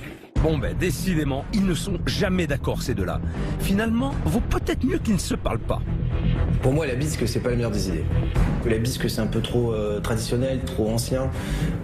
Du coup, je lui dis tout simplement, bon, la bisque, on va oublier. Allez, on termine là, on remet un petit peu de vie là-dedans, hein, voilà. Pour préparer le beurre de crevice, je prends toutes les têtes d'écrevisse, je sale, je poivre, je balance un peu d'oignon, un petit peu de persil, un peu d'échalote, on laisse macérer le tout et après on vient écraser les têtes d'écrevisse pour en sortir tous les sucs. Après, je l'ai passé au chinois et j'ai gardé juste le beurre et je l'ai fait réduire pour concentrer le goût. On ne peut pas dire que j'ai hérité du meilleur binôme. Il n'y a pas de communication, ils ne se parlent pas, ils font leur travail chacun dans leur coin. Et à l'arrivée, je ne sais pas ce que ça va donner. Parce que là, ils sont quand même assez mal barrés. Hein. C'est catastrophique, catastrophique. Je vois pas trop où Pierre il veut en venir avec le beurre. On est complètement à la rue là. C'est chaud, là c'est chaud. À ce moment-là, moi j'ai une grosse montée de colère en moi. J'ai envie de lui dire tu me saoules, limite l'attraper par le col, le secouer, lui dire vas-y. Merde, on est deux, t'es pas tout seul, donc fais un effort quoi. Ah oui, là ça sent bon. Tiens, on met un doigt là-dedans là. Dis-moi, explique-moi, parle-moi. Je veux pas lui parler parce que je suis vraiment déçu de lui. Pierre n'a pas la base, l'esprit d'équipe. Donc vas-y, fais-la à la commune. De toute façon, moi en gros, je lui ai pas dit, mais en gros je m'en fous. Moi de toute façon, je sais que c'est pas celle-là qui va nous faire gagner. Allez, voilà Pierre qui boude maintenant. C'est pas possible. On se croirait dans une cour d'école à l'heure de la récré, pas dans un concours comme Top Chef. Une chose est sûre, leur manque de cohésion et de communication vont forcément se ressentir dans l'assiette. Et c'est dommage, car sur les 3 binômes, un seul sera directement qualifié pour la prochaine semaine grâce à cette bouchée commune. Allez les gars, on y va là. N'oubliez pas qu'il faut séduire nos amis. D'accord? N'oubliez pas ça. Nous, c'est une chose, mais c'est derrière que ça va se passer. On veut qu'ils restent nos amis pour toujours. Alors travaillez bien, s'il vous plaît. Allez, chef. Allez, mec. Philippe a l'air d'avoir du fil à retordre avec son équipe. Décidément, peu importe l'épreuve, ce n'est pas sa semaine, le pauvre. De mon côté, j'espère que mes candidats sont prêts à se dépasser parce que je la veux, cette victoire. Et je crois beaucoup en mon équipe aujourd'hui. Et même si Gabriel et Kevin sont les plus jeunes, je sens qu'ils sont prêts à montrer ce qu'ils ont dans le ventre. Allez, un petit là. L'apéro, c'est vraiment une épreuve qui me parle. Kevin, le Belge, il est chaud patate et il va tout casser. Ah, Kevin et Gabriel, leur motivation fait plaisir à voir. Qu'est-ce qu'ils ont progressé, ces deux-là. Et pourtant, Kevin est arrivé dans le concours avec un énorme manque de confiance en lui. Mais ça ne l'a pas empêché de réaliser de très belles assiettes. Et ce qu'il a toujours pour lui, c'est son enthousiasme. Ah ça, s'il y en a un qui est heureux d'être dans Top Chef aujourd'hui, c'est bien lui. Et ça lui procure un certain nombre d'émotions. Aux anges, j'étais aux anges. J'avais vraiment, ça bouillonnait. J'avais les yeux qui brillaient, les paillettes, quoi. C'était comme s'il avait un feu d'artifice devant mes yeux.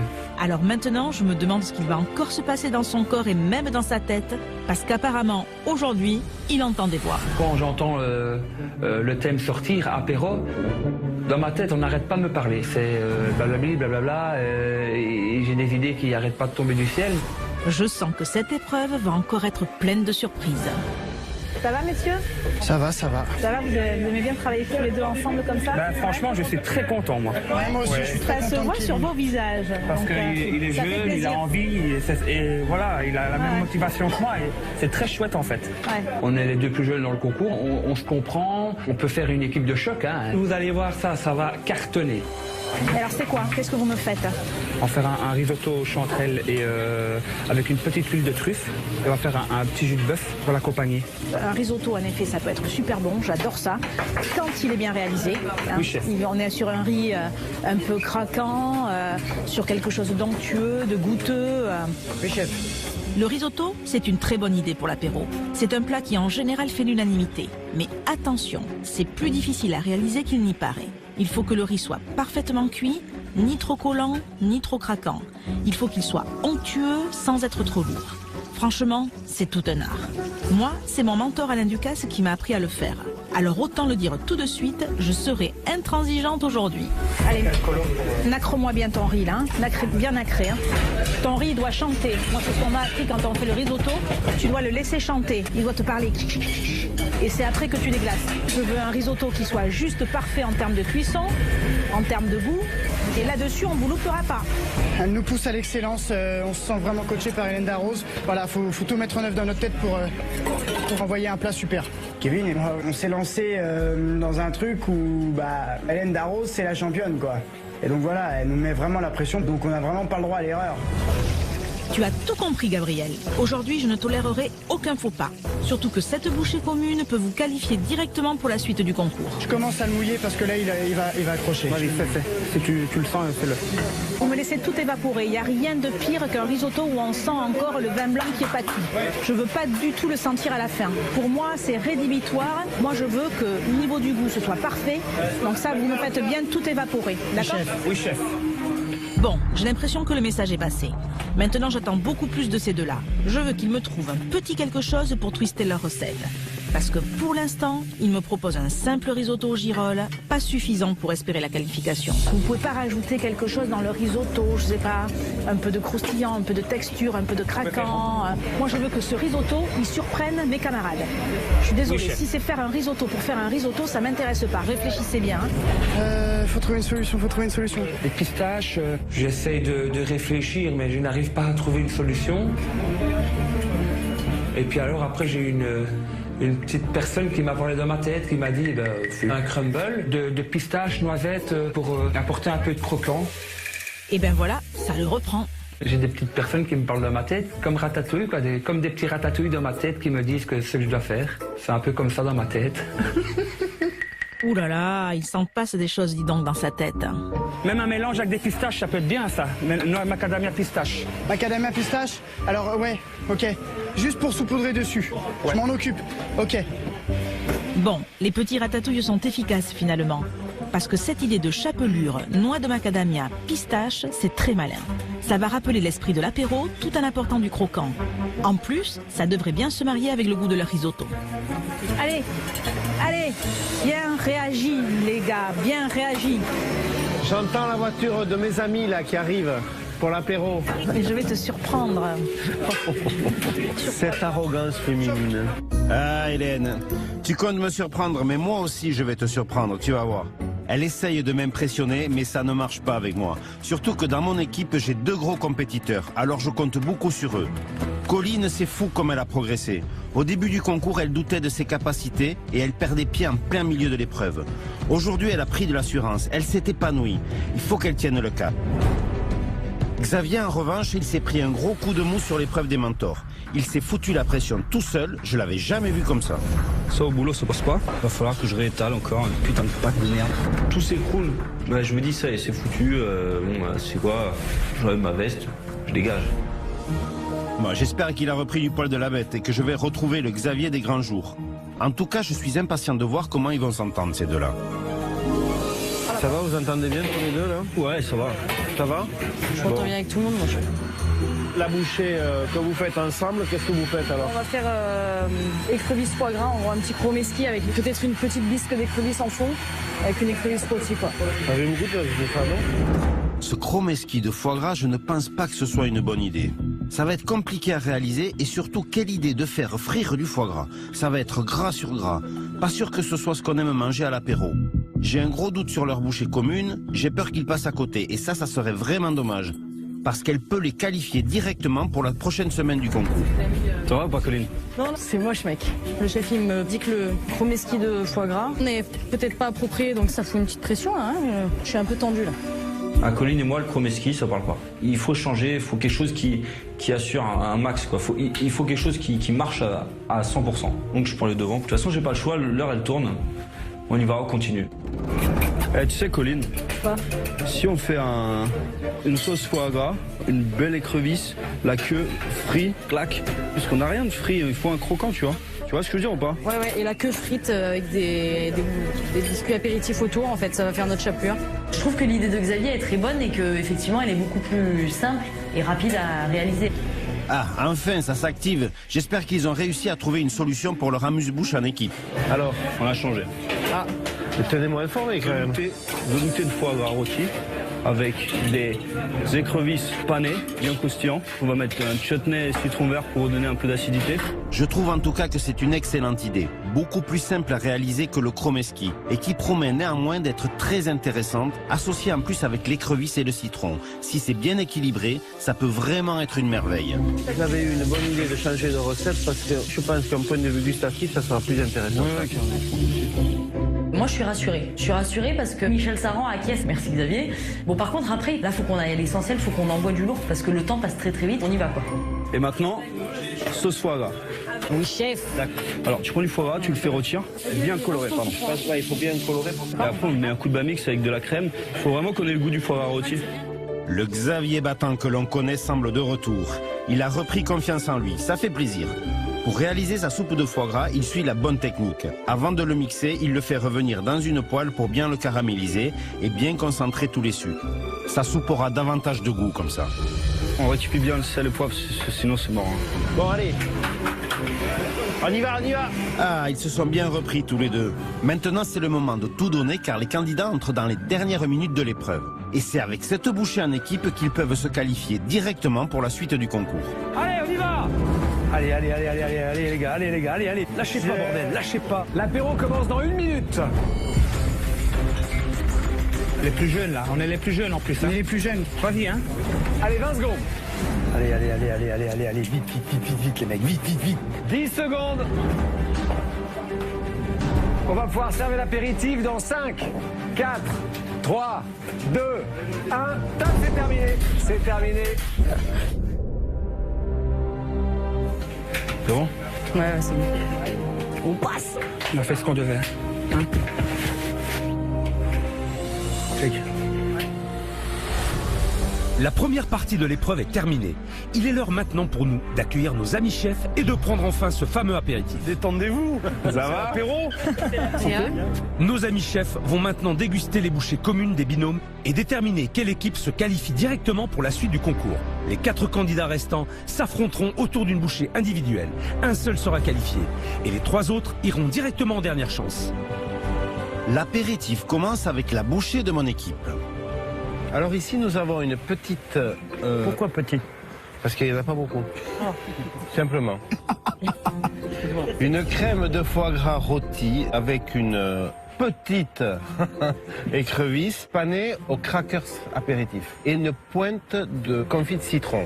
Je suis super content du travail de Colline et Xavier aujourd'hui. Ils étaient mal partis avec leur chromeski de foie gras, mais ils ont su écouter mes conseils et rebondir avec une nouvelle recette.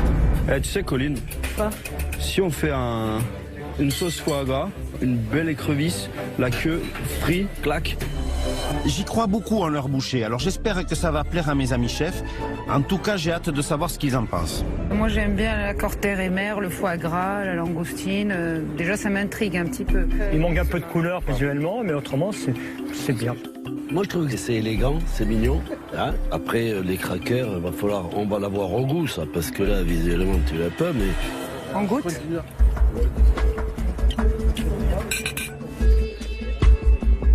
L'ensemble est doux, l'ensemble est moelleux. On sent bien le foie gras, on sent bien l'écrevisse. Oui, un bon produit préparé simplement, avec beaucoup de saveur. Moi, ça me suffit. Le côté cracker, ça rappelle quand même l'apéro, c'est bien. En tout cas, c'est une bouchée qui vous fait parler, hein, ça... C'est au tour de la bouchée de mon équipe d'être dégustée. Alors, entre la mer et la rivière, tartare de couteau aux écrevisses. Et je dois dire que j'ai un peu peur du résultat, car il y a eu un énorme problème de communication entre mes 2 candidats pendant toute l'épreuve. Tiens, on met un doigt là-dedans, là. Dis-moi, explique-moi, parle-moi. Maintenant, j'espère que le manque de travail en équipe ne va pas se ressentir dans leur bouchée. Mais franchement, j'ai un gros doute. Michel, le visuel là. Visuellement, ça m'enchante guère. C'est sec, tu vois, il y a un aspect pas brillant. Moi, ça me donne pas très envie. Ça me plaît pas trop en fait. Je suis pas emballé. C'est gros, hein. C'est un apéro ou c'est une salade? Bon appétit. Moi, je suis pas fan. Hein. Ouais, moi, je suis pas fan. Il y a rien. Ça manque d'acidité. C'est trop iodé. C'est fadasse. L'écrevisse, ça n'a aucun intérêt sur le plat. Il n'y a pas de cohérence. Non. Ouais. Il n'y a pas de cohérence. Ouais. On a mis un produit, on a mis un deuxième, mais on leur a pas trouvé un fil conducteur qui les marie les deux. C'est ce qu'on a l'impression, c'est que chacun fait son truc et puis a rajouté dessus et il y a un manque d'homogénéité dans le plat. Moi, je trouve que pour l'apéritif, il manque un peu de peps. Il y a du débat là, il y a de la discussion là. C'est pas parce que c'est pas terrible qu'il faut faire la gueule, mon ami. Voilà, ça n'a pas loupé. Et c'est ce que je craignais. La mésentente de mes deux candidats s'est ressentie dans leur assiette. Je suis très déçu de mon équipe. S'ils veulent aller loin dans le concours, ils vont devoir apprendre à travailler en équipe. C'est primordial. Allez, on y retourne. On retourne où d'ailleurs? Bah Michel, on retourne à la dégustation parce qu'il reste la bouchée de mon équipe à manger. La meilleure pour la fin, j'espère. Alors là, on est sur un risotto girole, jus de bœuf, crumble de noix. J'ai eu un super binôme aujourd'hui. Kevin et Gabriel étaient très motivés, ils se sont lancés sur un risotto. C'était une super idée, mais une idée aussi risquée car sur ce genre de plat, on n'a pas droit à l'erreur. Alors je les ai boostés pour qu'ils le réussissent parfaitement. Je veux un risotto qui soit juste parfait en termes de cuisson, en termes de goût, et là-dessus, on ne vous loupera pas. Moi, je veux que ce risotto, il surprenne mes camarades. Je suis désolée, si c'est faire un risotto pour faire un risotto, ça m'intéresse pas. Maintenant, j'espère qu'ils ont suivi tous mes conseils, j'ai hâte de voir. Alors, visuel, c'est avant de manger, tu sais Flora. Oui. Alors, une bouchée, je dis toujours, il faut que ça reste dans le temps. Tu vas pas la manger forcément tout de suite, donc c'est prendre un risque le risotto. Parce que c'est crémeux et ça vieillit mal. On va goûter et on va voir. J'aime ce type de produit. Pour moi, c'est un riz au lait, parce qu'il y a beaucoup de crème. C'est pas un vrai risotto. Moi, je trouve que c'est bon. C'est bien quand même, parce que tu as le goût de la noix, l'armagnac, tout est un joli mariage. C'est bon, c'est bien équilibré. Ah, je suis très fière de mon équipe. Ils s'en sont super bien sortis. J'espère que ça sera suffisant pour leur permettre de se qualifier.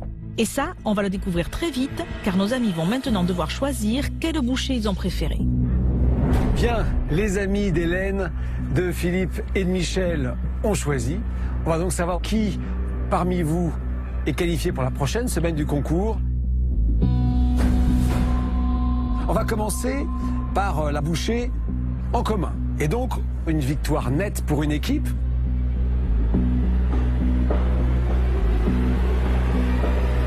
Colline et Xavier, c'est vous qui remportez haut la main cette épreuve, qualifiée pour la semaine prochaine. C'est bon, je suis soulagé, c'est bon, ça y est. Je suis revenu dans la compétition. Voilà, je suis là, les gars, attention. Je suis fier de moi aujourd'hui. Nickel, je suis très très heureux.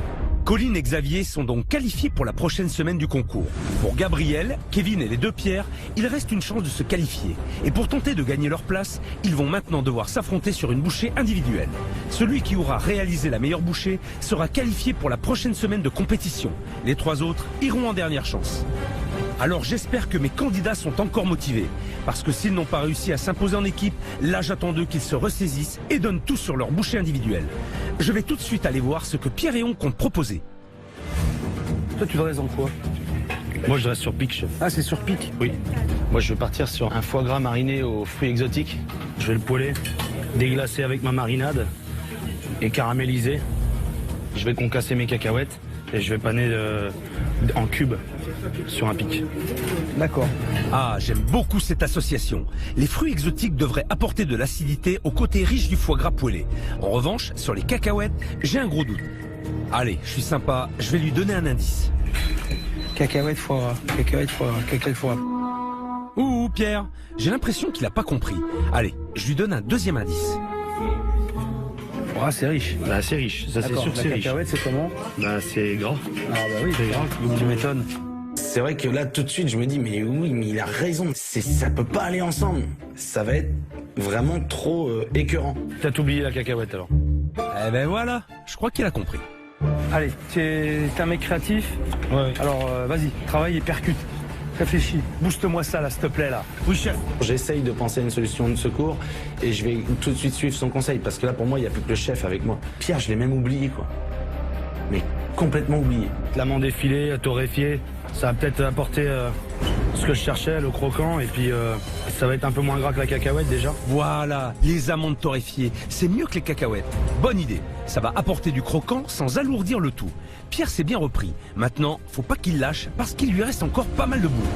Allez, de la finesse. Allez. Pierre, tu lâches pas. Oui, chef. Bon, voyons maintenant ce qu'a imaginé Pierre Menot sur sa bouchée individuelle. Vu la mésentente avec son coéquipier, je me demande dans quel état d'esprit il est. Mais j'espère qu'il est prêt à tout donner parce que c'est sa dernière chance de se qualifier directement dans le concours. Bon alors t'es parti sur quoi là? Un poisson mariné à une vinaigrette de framboise et un œuf de cale poché avec du citron vert. Et c'est tout? Je veux pas mettre trop de goût non plus pour que ce soit pas trop compliqué. Ah ben là, ce sera pas trop compliqué. Pour ça, t'es bien. T'es nickel. Non mais j'hallucine. Il me dit clairement qu'il va jouer la facilité. C'est l'opposé de ce que j'attends d'un candidat de Top Chef. Là, il va m'énerver. Je vais te dire un truc, tu te contentes du juste minimum. T'es dans Top Chef, le minimum à un moment donné, tu vas le prendre dans la gueule. Oui chef. La recette de Pierre Menot est très simple. Alors si il met pas un peu plus d'engagement dans son implication dans le concours, à un moment donné ça ne marchera plus. J'ai vraiment envie qu'il arrête de s'économiser et qu'il sorte quelque chose de, pas dire d'incroyable, mais en tout cas qu'il sorte vraiment quelque chose qui lui ressemble. Il a l'air sceptique, mais je vais essayer de montrer que ça peut être une bonne idée. Le chef me dit c'est trop simple, c'est trop basique. Ouais, mais ça reste quand même un amuse-bouche, ça reste une bouchée, ça reste un apéro, quoi. Du coup, moi, je décide de garder mon cap, quoi. Il y a du goût, ça tabasse, il y a du vinaigre, il y a de la framboise, il y a du citron vert, il y a de la vie, quoi. Il y a du kiff là-dedans. Enfin, je veux dire, ça fait plaisir. Donc, qu'il soit derrière moi, qu'il soit pas derrière moi, ça me change pas ma vie, hein, je veux dire. Ça te change pas ta vie? Ben je vais te la changer, moi, ta vie, tu vas voir. Je vais pas te lâcher. Il n'a pas compris qu'il faisait partie de mon équipe et que mon but, c'était de le pousser à donner le meilleur de lui-même. On t'en est où, toi? T'es resté sur ton bar mariné, il est où d'ailleurs ton bar? Est-ce qu'il marine? Il marine? Non, chef, pas encore. Combien de temps la marinade pour ton bar? 30 minutes, chef. 30 minutes? Ben mets-le à mariner. C'est ce que je tu sors dans 30 minutes. Dépêche-toi. Allez, vas-y. Philippe Etchebest laisse rien passer, quoi. Enfin, je veux dire, à mon avis, ça va être drôle. Allez. Vite. Plus vite, les gestes plus vite. Allez, vite. Attention les œufs, allez. Au secours. Allez mon garçon, vas-y. En fait, je reviens sur ce que j'ai dit, que c'est pas du tout marrant. J'ai l'œil de Moscou qui est juste au-dessus de mon épaule, qui regarde mes moindres faits et gestes. J'ai l'impression d'être visité par le KGB pendant que je suis en train de faire un truc. Mais je suis trop mal. Je te stresse ou quoi? Un peu, ouais. Mais oui, mais c'est pour que t'ailles plus loin, Pierre. Je sais, chef. Je te l'ai dit, va plus loin. Je te booste là. Je te booste, il faut te booster. Je sais que tu peux faire plus. Je sais. T'es capable de faire plus. Je crois en toi, d'accord? Oui, chef. Alors montre-moi de quoi t'es capable, s'il te plaît. Non mais lâche-moi la grappe 2 secondes, laisse-moi tranquille, que je fasse du taf propre, et arrête quoi. Attends, s'il te plaît, on va... repartons sur de bonnes bases. Va voir mon copain, hein, va voir mon copain à droite, va parler à tes potes à gauche, mais voilà. Je suis là pour t'aider, hein, Pierre. Chef, là pour que tu ailles plus vite et que tu sois plus efficace. Ouais. D'accord? C'est surtout ça le but du jeu. Alors le mieux, c'est d'écouter quand même. Tu verras que ton travail sera plus précis. Allez, on fonce ça, hein. Faut y aller. Hein. Attention les doigts. Attention les doigts. Bah ouais, bah voilà. Mais voilà quoi? Je t'avais dit de faire gaffe. Voilà. Ah, je te l'ai dit avant. Bah ouais, mais... T'es dit, attention les doigts, je t'ai dit. T'es coupé ou quoi? Bah oui. Hein? Bah oui. C'est pas de ma faute. Bah non, c'est pas de ma faute. Pas possible. Pourquoi tu me saoules? Pas que moi dans cette épreuve. Pète un plomb. Pète un plomb.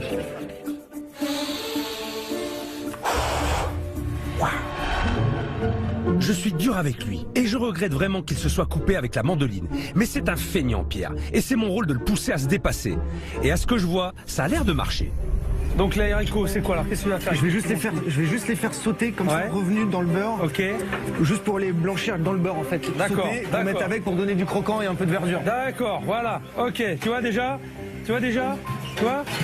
Ça mûrit dans la tête? Chef. Alors, hein, il faut se donner les moyens de le faire aussi. Toujours. Ah oui, il m'a motivé là. Là, il m'a motivé, j'ai rien lâché du coup. Il est sur moi là. Et j'ai pas envie de décevoir quoi. Ah, enfin, il se réveille et il a compris que j'étais de son côté. Il était temps. Maintenant, j'espère que ce sera suffisant pour lui permettre de remporter la qualification.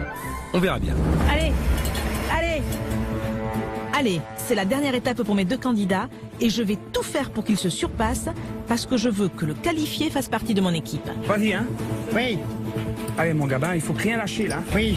Maintenant, j'ai la niaque d'enfer, donc il faut vraiment que je donne mon maximum sur ma bouchée.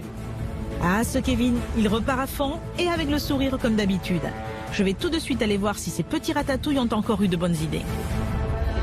Alors toi, tu fais quoi, Kevin, là? Oui, en fait, j'aimerais bien faire une sucette d'agneau, comme si je ferais une sucette de foie gras, mais avec de la viande, quoi. D'accord. Je vais commencer par arracher l'épaule d'agneau. Je vais rajouter de la coriandre dedans, de l'échalote suée, un peu d'ail.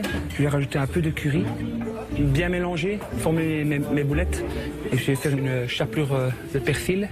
Une boulette de viande toute simple? Les petits ratatouilles sont en grève ou quoi? Alors, je vais te dire la vérité, là, c'est le petit truc que je te dis.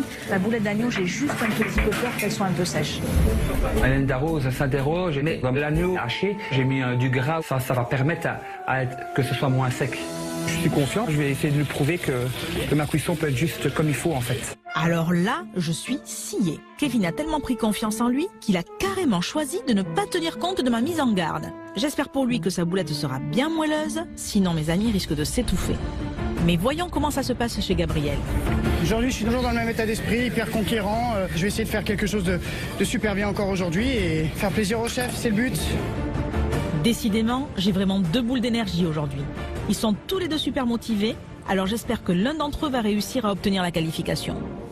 Je vais partir sur un coulis d'épinards dans le fond de ma cuillère. Ensuite, je vais faire une brunoise de plusieurs légumes, juste étuvée au beurre, mélangée avec un tartare de couteau. Et je vais faire une émulsion au lard de colonnata. J'ai envie de faire un petit mélange terre-mer. Bonne idée, son terre et mer. Ça promet d'être frais et fondant à la fois. S'il gère parfaitement ses dosages et réussit à avoir une belle harmonie dans sa recette, ça devrait être super bon. Alors, les coquillages sont lancés, mon infusion est finie. Voilà, ça sent très très bon. Là, je fais revenir tous mes petits légumes là. Carottes, céleri, navets, poireaux, pois gourmands. Ça va donner du goût, de la texture, du croquant. Donc ça devrait être vraiment pas mal. Ok, ben j'ai envie de goûter moi pour voir si c'est vraiment pas mal. C'est de l'huile là? Ouais, c'est de l'huile d'olive. Donc là, t'as déjà mis les couteaux? J'ai déjà mis les couteaux. Donc tout est là? Pour moi, il manque quelque chose. Moi, là-dedans, je mettrai une pointe d'acidité. Je sais pas comment, mais... Très bien. Oh bah tout de suite, je me dis, mets un agrume, mets un citron ou un yuzu, quelque chose comme ça. J'improvise un peu là, mais du coup, je mettrai du yuzu dedans. Ah, là, je pense qu'il a tapé dans le mille avec le yuzu. Bravo, Gabriel. Ah, c'est très bien. Ah, c'est fantastique. On est passé de vraiment pas mal à fantastique. Là, ça me donne envie de goûter. C'est bon. C'est très bon? C'est très bon. Merci, chef. C'est très très bon. Merci. Gabriel a eu la parfaite réaction en ajoutant du yuzu. C'est exactement ce qu'il manquait. Je pense qu'il peut vraiment épater mes convives avec cette amuse-bouche. Et on va le savoir très vite, car la fin de l'épreuve approche à grands pas. 10 secondes. Nom de Dieu, il y a les 15 bouchées à dresser. Allez les mecs, allez. Bouchette, ça va être dur, ça va être dur. C'est la dernière ligne droite, ça va être dur. Tout, là, c'est dégueulasse. Qu'est-ce qu'il y a Je dis là, c'est dégueulasse, il y en a partout là. Eh bien justement, vite, un petit coup d'éponge, tu t'organises, tu débarrasses dans un petit plat, tu fais propre. Ouais. Allez les gars. Ah non, on n'ira pas en dernière chance. Hein. Non, pas de dernière chance. On va pouvoir servir l'apéritif dans 5, 4, 3, 2, 1. Top, c'est terminé. C'est terminé. Ça y est, l'épreuve est terminée. Il est temps pour nos amis chefs de déguster la bouchée individuelle des 4 candidats et de déterminer laquelle ils ont préférée. Il ne reste plus qu'une place. Un candidat sera donc qualifié pour la prochaine semaine de concours. Les 3 autres devront s'affronter sur l'épreuve de la dernière chance. Alors ça, c'est bon, équipe. C'est le foie gras poêlé, mariné aux fruits exotiques. Voilà, sur un petit coton et puis des amandes effilées. Tout simple. Ça va être bon, ça va être frais. Fais l'article. Visuellement, on c'est annonce agréable. les plats, on les commente pas. Pardon. Et oui, je suis là pour valoriser le travail de mes équipes. Cette bouchée, c'est Pierre Réon qui l'a réalisée. Et je suis très content du résultat final, car il était mal parti avec sa première idée de bouchée au foie gras et à la cacahuète. Ah, c'est riche. Bah, c'est riche. Ça, c'est sûr que c'est riche. La cacahuète, c'est comment? Bah, c'est gras. Ah bah oui. C'est gras, comme je m'étonne. Comme le beurre de cacahuète. Eh ben, pareil. T'as oublié la cacahuète alors. Il a suivi mes conseils en transformant sa recette et s'il a réussi à trouver le bon équilibre entre le foie gras, les fruits exotiques et les amandes torréfiées, ça devrait être payant. J'ai hâte de savoir ce qu'ils en pensent. C'est fleuri comme le jardin. Bon, du foie gras, ça nous parle à nous là. Ouais, c'est pas mal pour un amuse-bouche comme ça, apéro. L'idée est bonne. Après, il faudra voir gustativement. À l'œil, c'est plaisant. Au revoir. Alors tu sais que moi déjà je suis pas un fan du foie gras, mais à la fois t'as le croustillant du pain, t'as l'amande qui vient croquer, le foie gras est moelleux. Juste à mon avis, bon il y a l'acidité, il manquerait du sel. Acidité du feu de la passion, j'en sens bien. Ouais. Acidité, amertume qui relève un petit peu. Et avec le foie gras, c'est presque un petit peu dérangeant. C'est très bien. C'est quand même, moi je trouve que ce côté fruit de la passion est très agréable, avec ce gras du foie gras poêlé. Je trouve ça quand même de qualité. La bouchée de Pierre ne semble pas laisser nos amis chefs indifférents. Et c'est déjà ça. Passons à la bouchée de mon deuxième candidat, Pierre Menot. Alors là, on est dans la marinade. C'est un filet de bar mariné au vinaigre de framboise et l'œuf de caille mariné au citron vert. Voilà. Alors lui, j'ai tout donné pour qu'il se creuse les méninges et qu'il rajoute des éléments à sa recette. Mais il a décidé de rester sur une bouchée assez simple. Je veux 2 éléments. Je veux pas mettre trop de goût non plus pour que ce soit pas trop compliqué. Ah ben là, ce sera pas trop compliqué. Pour ça, t'es bien. T'es nickel. Alors j'espère que ce sera suffisant pour convaincre mes amis chefs. C'est un peu brouillon. Ouais, il y a de tout. Ça me dérange pas, il y a des belles couleurs. Ça manque de délicatesse. On ne sait pas trop où il a voulu aller en fait. On est trop dans l'acidité. Pour moi, ça masque le goût du poisson déjà. C'est vrai que si on me dit que c'est du poisson, je ne sais pas qu'il y a du poisson, mais l'ensemble n'est pas désagréable. C'est un peu banal, c'est un plat un peu léger, quoi. C'est une marinade avec un jaune d'œuf. Je pense qu'ils ont oublié le thème. Le thème, c'est l'apéritif. Et l'apéritif, il faut qu'on t'aiguise les papilles avec ça. C'est ça, exactement. Tout est plat. Tout est... Eh oui, c'est bien ce que je craignais avec la bouchée de Pierre. Il n'a pas poussé assez loin sa réflexion. Résultat, c'est trop simple. Et c'est dommage. Maintenant, tout dépend aussi des bouchées réalisées par l'équipe d'Hélène. C'est au tour de la bouchée de Gabriel d'être dégustée. Ça, c'est mon candidat qui a fait un minestrone de petits légumes avec des couteaux sur une purée de persil et une émulsion de lard de colonnata. Il est parti sur un mélange terre et mer, une bonne idée de recette. Il ne manquait pas grand-chose pour que ça soit parfait. Moi, là-dedans, je mettrai une pointe d'acidité. Je sais pas comment, mais... Très bien. J'improvise un peu là, mais du coup, je mettrai du ouzo dedans. Ah, c'est très bon. Ah, c'est fantastique. Gabriel a su rebondir après ma mise en garde. Je pense que sa bouchée peut vraiment plaire à mes camarades. Qu'est-ce que vous en pensez, messieurs? C'est super simple. Très sexy. Top, hein, ouais. Je trouve qu'en dressage, le volume est assez agréable. Il y a une belle proportion. Oui, c'est plutôt joli. C'est iodé, au nez.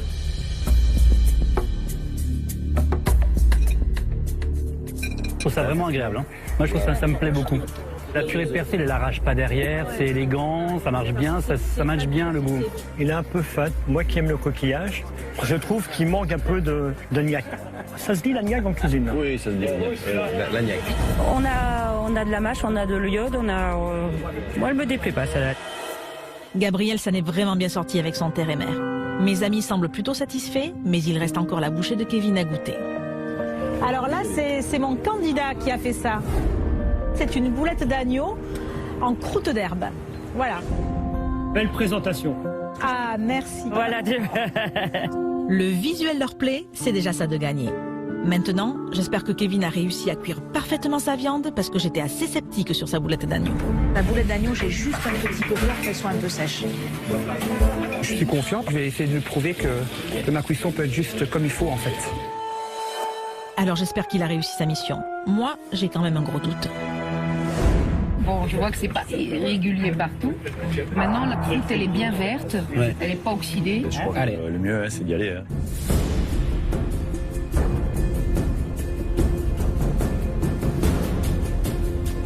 Ah, ça. Après le cocktail, on va avoir une haleine. C'est bien rayé. On fait pas ça en apéritif. Il manque de l'humidité. Voilà. Manque de la sauce, je m'excuse. Mais c'est ça, il manque de la sauce. C'est la boulette. La dégustation est terminée. Nos amis chefs ont choisi la bouchée apéritive qu'ils ont préférée. Il est temps pour les 4 candidats de découvrir le verdict.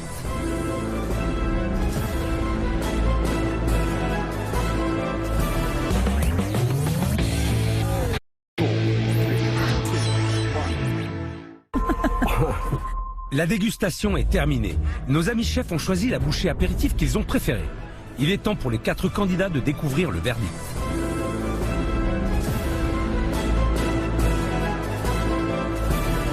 Gabriel. Belle victoire. Je suis vraiment soulagé et puis je sens que j'ai vraiment ma place dans ce concours et voilà, je me dis pas que je suis un grand parce que j'ai encore beaucoup de choses à prouver, mais je vais continuer à faire mon petit bonhomme de chemin et voilà, si je pouvais continuer à monter en puissance, et ben ça serait fantastique. C'est ça Top Chef, voilà, c'est se dépasser pour viser l'excellence. Merci aux amis, merci d'avoir été avec nous.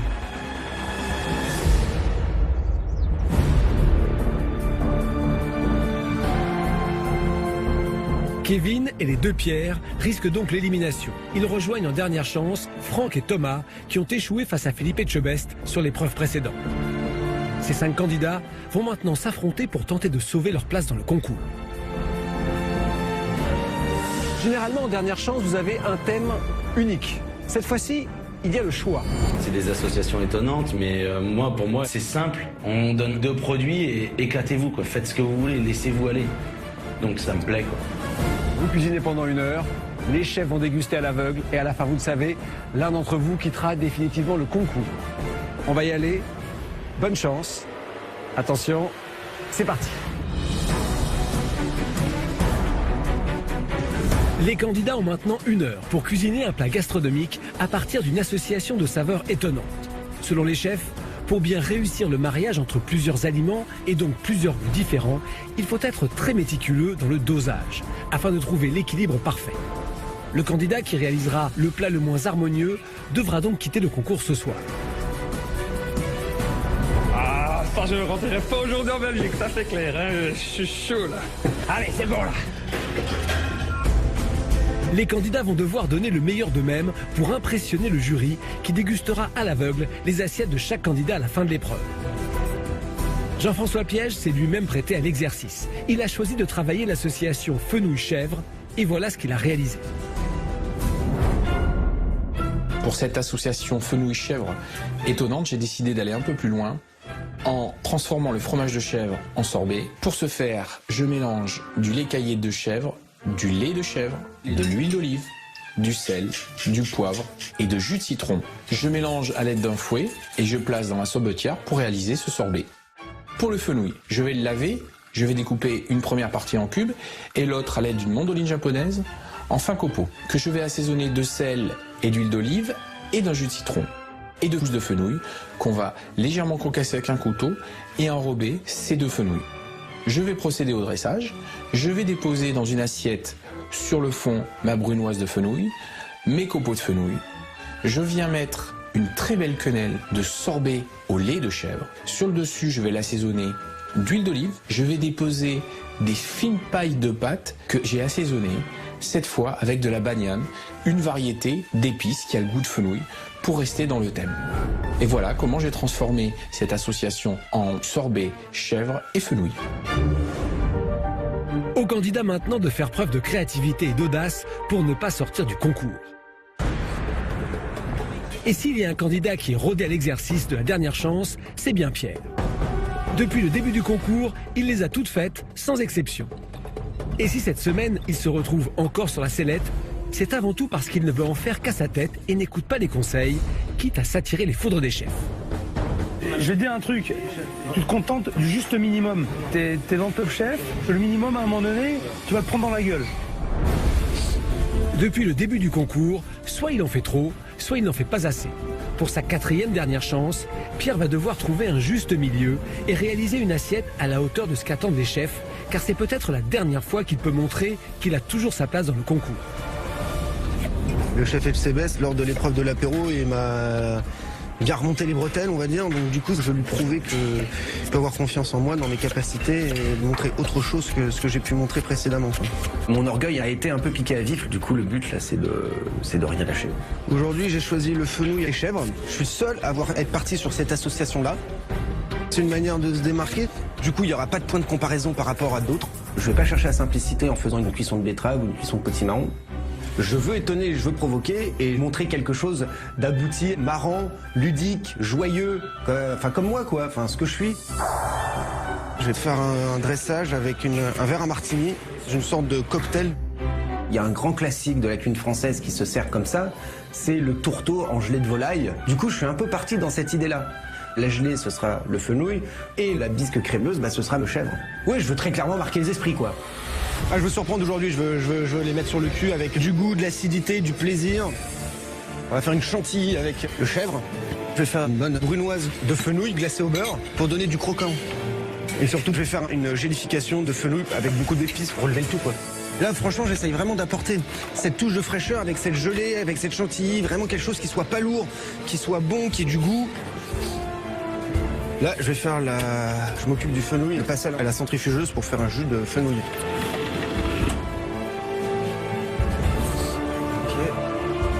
Pour faire la gelée, j'incorpore des feuilles de gélatine et après, comme le fenouil a un peu un jus verdâtre qui est pas forcément joli, je prends le parti de rajouter un peu de colorant vert dedans pour rehausser la couleur. Un peu de gouache quoi, un peu de vie là-dedans. Je vais surprendre aujourd'hui, je vais lui foutre sur le cul.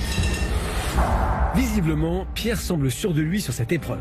Avec sa gelée de fenouil verte, il veut surprendre les chefs et surtout montrer à Philippe Etchebest qu'il a encore assez de ressources pour rester dans le concours.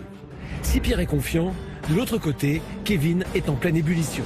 Allez les gars, lâchez rien là, hein. Ouais. Hey. On est chaud patate. Ouais. Kevin, c'est le volontaire de la bande, toujours motivé et souriant depuis le premier jour de la compétition. Je suis heureux, quoi. Ça bouillonne à l'intérieur de moi. Je n'en peux plus, quoi. Je suis vraiment sur un nuage, quoi, en fait. Il faut dire qu'en participant à Top Chef cette année, il réalise l'un de ses rêves les plus chers. C'est pas la première fois que je m'inscris à Top Chef. Je me suis déjà inscrit 6 fois en tout. Et maintenant que je suis assez bon, on va dire, pour participer à ce concours, il faut que je montre vraiment ma cuisine à ces grands chefs, quoi. Kevin n'a pas perdu de temps pour montrer de quoi il était capable. Il décroche 2 semaines de suite le coup de cœur des chefs dégustants. La sole était vraiment parfaite. L'équilibre était juste, on s'est régalé, la cuisson. Bravo. Merci beaucoup. Grâce à une cuisine simple, Kevin a su convaincre les chefs. Mais les taux se resserrent et seuls les meilleurs restent dans la course. Pour garder sa place dans le concours, Kevin va devoir monter d'un cran et prendre un peu plus de risques pour prouver qu'il est à la hauteur des autres candidats. Pour cette association étonnante, je vais partir sur la betterave et les fruits rouges. Cette association-là est très étonnante. Il faut faire très attention à doser les goûts, pas gâcher le goût des fruits rouges et enlever le goût un peu plus ferreux de la betterave. L'enjeu, c'est d'avoir un vrai équilibre des deux produits. Dans le bas de l'assiette, je vais réaliser mon coulis de fruits, puis le dresser et le mettre en cellule de refroidissement directement. J'ai utilisé 5 variétés de betteraves, taillées à la mandoline. Les jeunes betteraves, elles vont rester crues en fait. Et le reste, je vais les cuire, que ce soit des pickles. Moi, en cuisine, j'utilise beaucoup d'aigre doux. Et ici, pour la dernière chance, je vais l'utiliser parce qu'avec la betterave, ça se marie bien. Je suis un peu le maître de l'aigre doux. J'aime bien ces associations. Ça apporte beaucoup de peps dans une assiette. Ça va enlever vraiment tout l'aspect terreux de la betterave pour avoir un équilibre parfait pour mon association. Je vais faire mariner les pickles. Je vais les faire 30 secondes. Et ça imprègne bien du goût. Qui reste encore croquant en fait.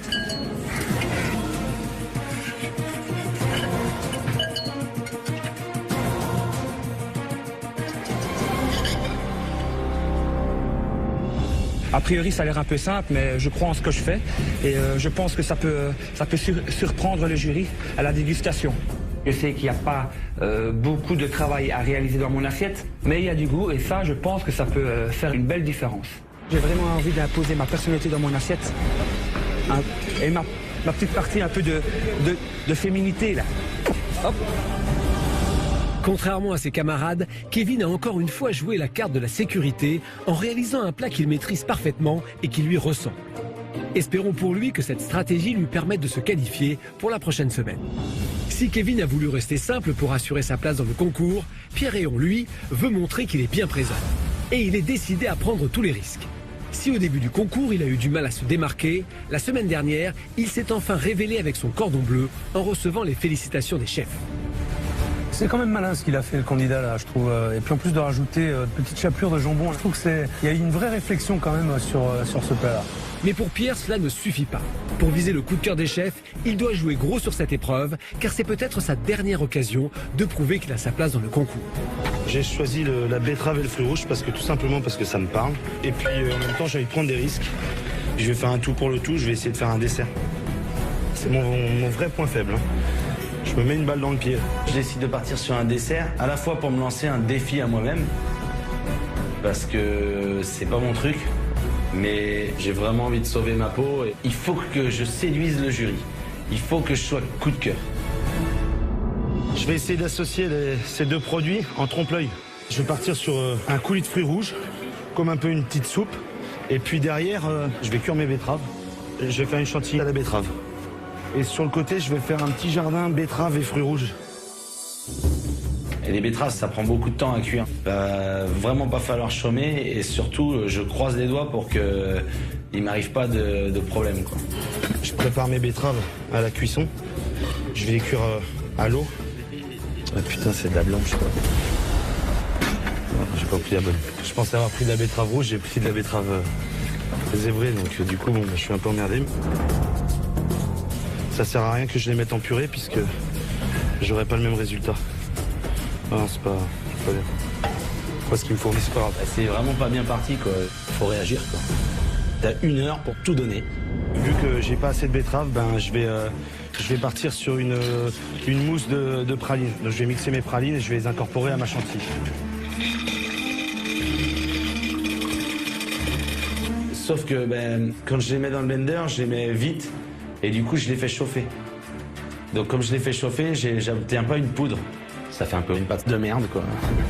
Donc idée fichue, encore une fois.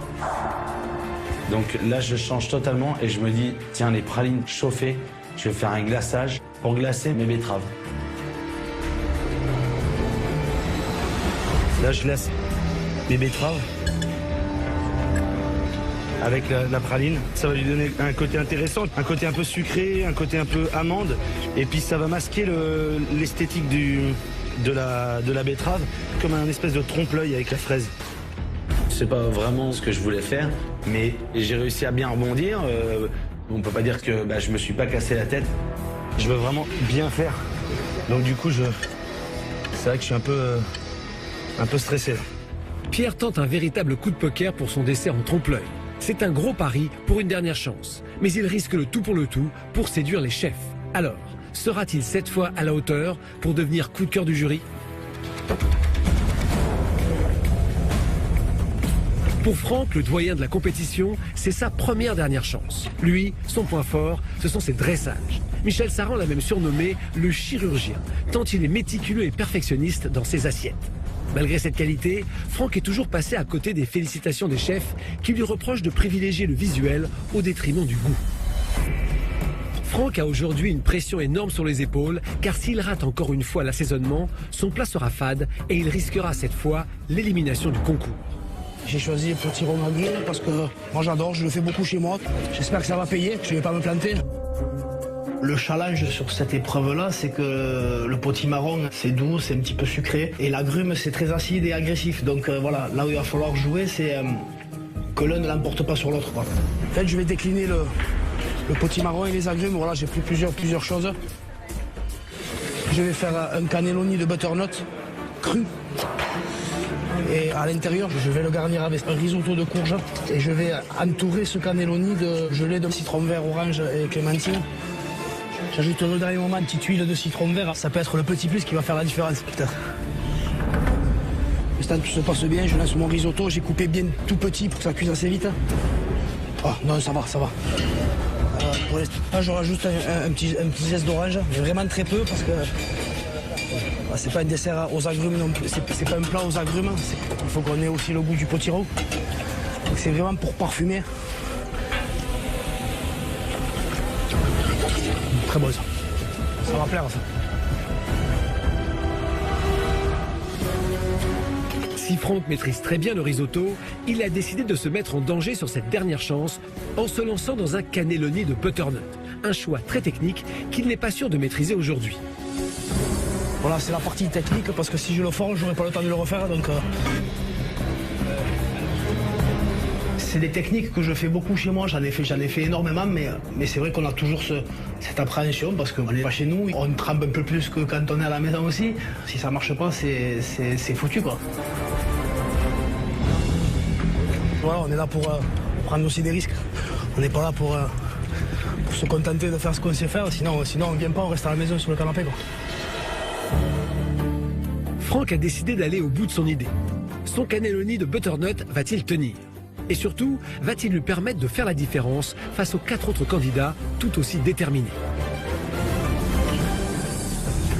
Thomas, lui aussi, est un redoutable candidat au tempérament de guerrier. Pour lui, pas question de baisser les bras, bien au contraire, c'est dans l'adversité qu'il se révèle. Comme lors de sa précédente dernière chance, où il avait remporté le coup de cœur du jury avec son œuf mollet frit. Pour une dernière chance, tu as pris beaucoup de risques et c'était une assiette très gourmande, très bonne, avec une maîtrise technique vraiment parfaite. En tout cas, bravo. Merci. Cette épreuve de la dernière chance va-t-elle lui donner encore une fois l'envie de repousser ses limites pour impressionner le jury et pourquoi pas remporter à nouveau le coup de cœur des chefs? Aujourd'hui, d'être en dernière chance, je suis motivé. J'ai envie de passer, j'ai envie de continuer. J'ai envie de partir aujourd'hui, quoi. Donc, je vais tout donner, quoi. Je vais rien lâcher, je vais tout donner. Et là maintenant je vais faire mes pesées pour ma bavaroise. Donc pour la bavaroise j'utilise 250 grammes de lait, 3 jaunes d'œufs. Plus dur, c'est vraiment pour ce temps de fondre. En une heure c'est chaud quand même. Aujourd'hui je prends à nouveau un risque. J'ai un peu peur que la tarte elle s'effondre. Ma bavaroise faut qu'elle soit prise. Ça reste de la pâtisserie. Le timing est court. Si je réussis cette association, je pense que ça va plaire. Ça va pas être évident mais faut y croire. Thomas a pris beaucoup de risques en se lançant dans la création d'une pâtisserie en seulement 1 heure de temps. Elle est prise. Elle est juste tremblotante à souhait. C'est parfait. Ton cannelloni est nickel. Il est comme je voulais. Lâchez pas le temps. C'est là où j'aimerais ne pas trembler. C'est chaud, c'est chaud, c'est chaud. Attention Pierre, 35 secondes. Oui! J'ai fini, il me reste du temps. Mon assiette, elle est comme je vois dans ma tête. Je suis vraiment très très content. Je vais un coup de main, Franck. L'étui, il est dans la poêle là-bas, s'il te plaît.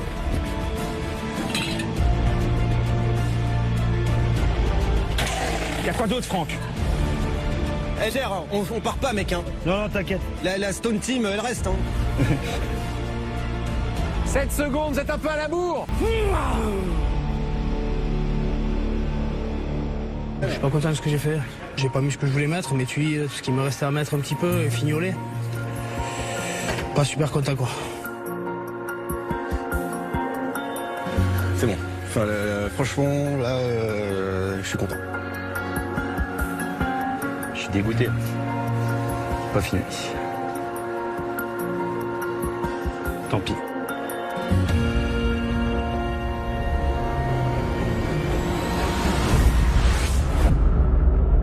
À l'aveugle, les plats des candidats et déterminer lequel d'entre eux va définitivement être éliminé du concours. Vous savez, pour la première fois dans une dernière chance, ils pouvaient choisir entre différentes associations. Voici la première.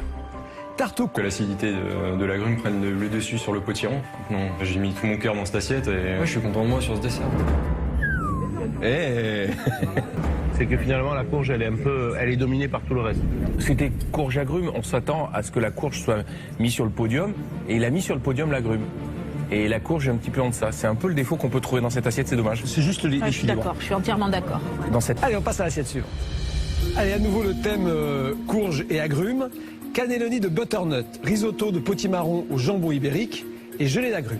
Il y a tout un programme là. Je suis pas content de moi parce que mon assiette n'est pas aboutie. C'est pas à l'image de ce que j'ai envoyé depuis le début. J'aurais pu largement mieux faire. C'est un candidat déçu de ne pas avoir fini son assiette. C'est ce que j'allais dire. Moi, je crois que le candidat, il a fini son assiette dans la précipitation. Il a jeté ses trucs. Depuis une certaine épreuve. C'est ce que j'ai vécu aussi. Là, quand t'es pris par le temps et que tu mets pour mettre le truc, et ça se sent dans cette assiette. Il manque peut-être un peu de finition, mais là il y a du boulot. Alors, on va goûter. Ah putain, les fans. C'est dommage. Ah là là. Pas d'assaisonnement. La purée. C'est quand même impressionnant de voir qu'on ne goûte pas ce que l'on va mettre dans l'assiette. On oublie un geste essentiel du cuisinier qui est quand même d'assaisonner, quoi. Franchement, il y a un bon équilibre dans le plat. Le seul défaut, ce serait le manque d'assaisonnement. Et juste ça, ça ferait péter le plat. On laisse 10 minutes de plus à ce candidat, il nous fait une assiette qui est... Ah oui. Tu peux la développer, la recette. Ouais. Il y a un potentiel là-dedans. Bien sûr, tu peux le faire sans super. problème. Vraiment. Maintenant, il a eu 1 heure. Là, je l'ai. Philippe, il est traumatisé. Non, je suis pas traumatisé, mais c'est bien de se mettre à la place des candidats, quoi, à un moment donné. On va pas t'envoyer en dernière chance, hein. Tu restes avec nous, n'aie pas peur. Autre association pour le plat suivant, betterave et fruits rouges en aigre doux. Dans l'appellation, il y a le mot qu'il faut, aigre doux. Déjà. Je suis très content. C'est vraiment ce que je voulais. Je n'ai rien d'autre à dire que bravo Kevin dans ma tête, voilà. Visuellement, c'est très agréable. On est vraiment dans la betterave. Quelque chose de frais. C'est assez joli. J'aime bien. J'aime bien. Sa gelée de fruits rouges, betterave, je la trouve assez agréable à la dégustation. C'est un peu trop vinaigré, mais moi ça me choque pas. Jean-François avait l'air de pas être trop d'accord. C'est-à-dire que, oui, il a mis de la gélatine, la texture elle est parfaite, le goût il n'est pas déséquilibré, mais on a un amas de compote gélifiée avec des betteraves crues. Visuellement c'est intéressant, culinairement c'est électrocardiogramme plat, il n'y a rien dedans. Il n'y a pas assez de cuisine, c'est ça? Mais il n'y a pas de cuisine. Pour vous, il n'y a pas du tout? Pour moi, il n'y a pas de cuisine. 1 heure, ça passe quand même vite. Faut pas l'oublier, les enfants. Ça va très très vite, 1 heure. Il a fait une cuisson forcément sur cette gelée. Ça, moi, c'est 10 minutes. Hein. Ça, c'est 10 minutes. On est d'accord? Voilà. Donc, ça, c'est 10 minutes.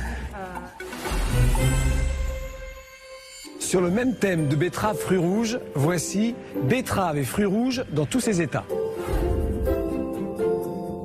J'étais vraiment parti sur une bonne idée. Je suis dégoûté de ne pas avoir eu le temps de finir en fait. C'est un gros beat quoi.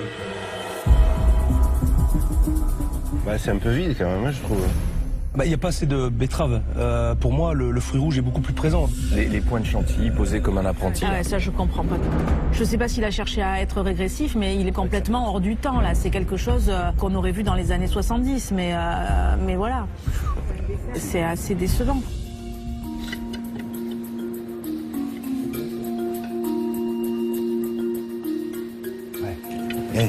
Je trouve que les betteraves sont fades. Il y a un gros déséquilibre entre l'utilisation de la betterave et du fruit rouge et du coulis qui est omniprésent. Moi, je trouve qu'il n'y a aucun travail de cuisine.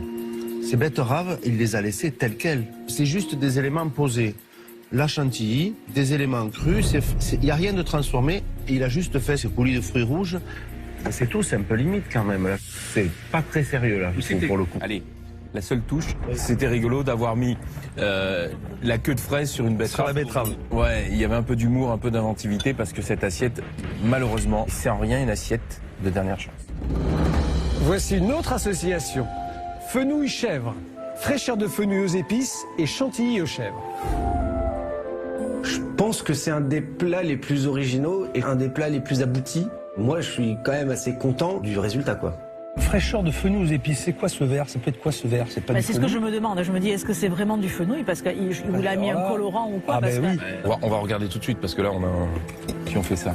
Ah oui, il y a du colorant. Ça, c'est gênant? Ah ouais, c'est gênant. Là, la couleur verte comme ça, ça n'a aucun rapport en fait avec les ingrédients qui sont utilisés, ni avec le fenouil et encore moins avec le chèvre. J'ai pas goûté encore, mais j'hésite à goûter, ça donne pas envie. Ah, vous hésitez carrément à goûter à cause de... Bah, ça donne pas envie. Peut-être que c'est bon, on va goûter. Alors. C'est pas un ovni, c'est une gelée non identifiée. Je sais pas ce que c'est. C'est... Ah non. Il y a des goûts qui sont marqués en tout cas sur le dessus, mais qui ne se marient pas vraiment ensemble. C'est surprenant quoi, c'est surprenant. Mars attaque, son verbe. C'est la soupe au chou bleu, non? La dégustation est terminée. Les chefs ont pris quelques minutes pour délibérer. Ils vont maintenant annoncer aux candidats lequel d'entre eux est éliminé du concours. Cette épreuve de la dernière chance, vous avez alterné le très bon et le très mauvais. L'un d'entre vous a particulièrement réussi son... C'est pour des moments comme ça que je suis là aussi et que j'ai envie de vivre. Là, j'ai tapé fort. Je l'ai fait, quoi. Je suis content.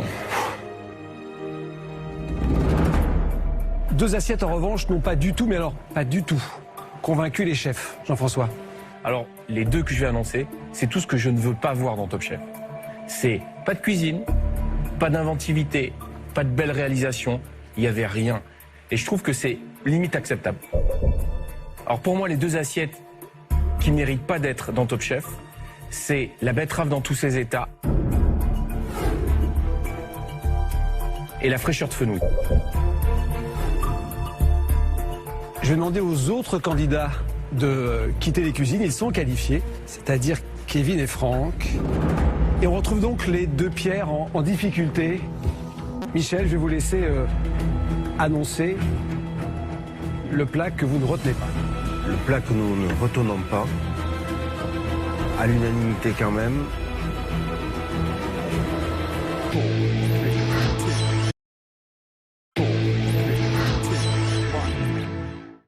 Et on retrouve donc les 2 Pierre en difficulté.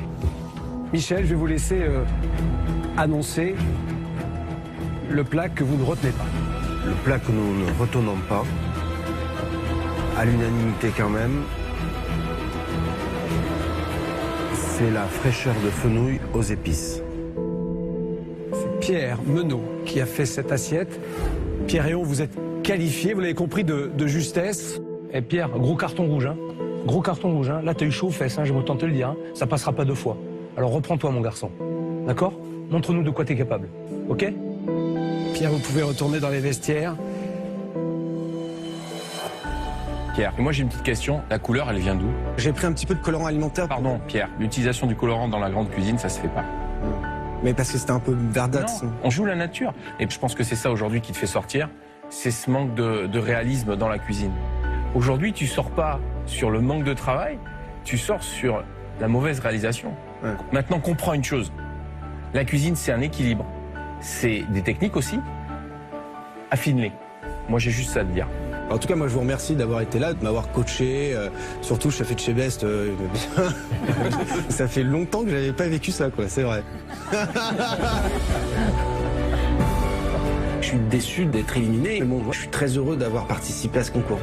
À refaire, je pense que j'aurais peut-être écouté un peu plus les conseils des chefs. Ma première pensée, elle va vers ma femme, qui va me foutre une branlée en rentrant à la maison ce soir.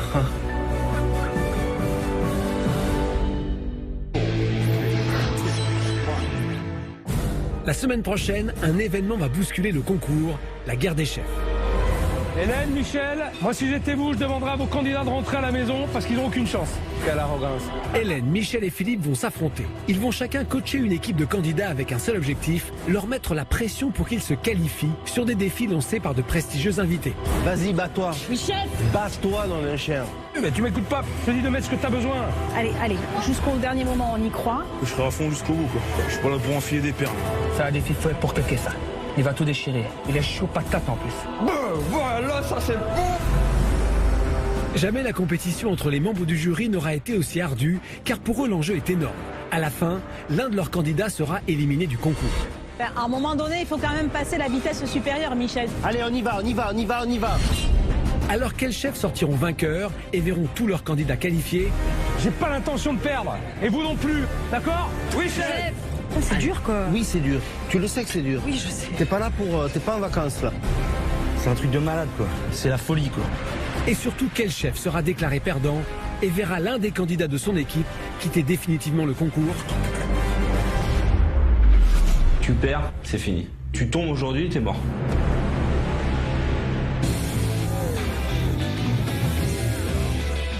Des secrets qui vous mettent l'eau à la bouche. C'est Top Chef, les secrets des grands chefs, tout de suite sur M6.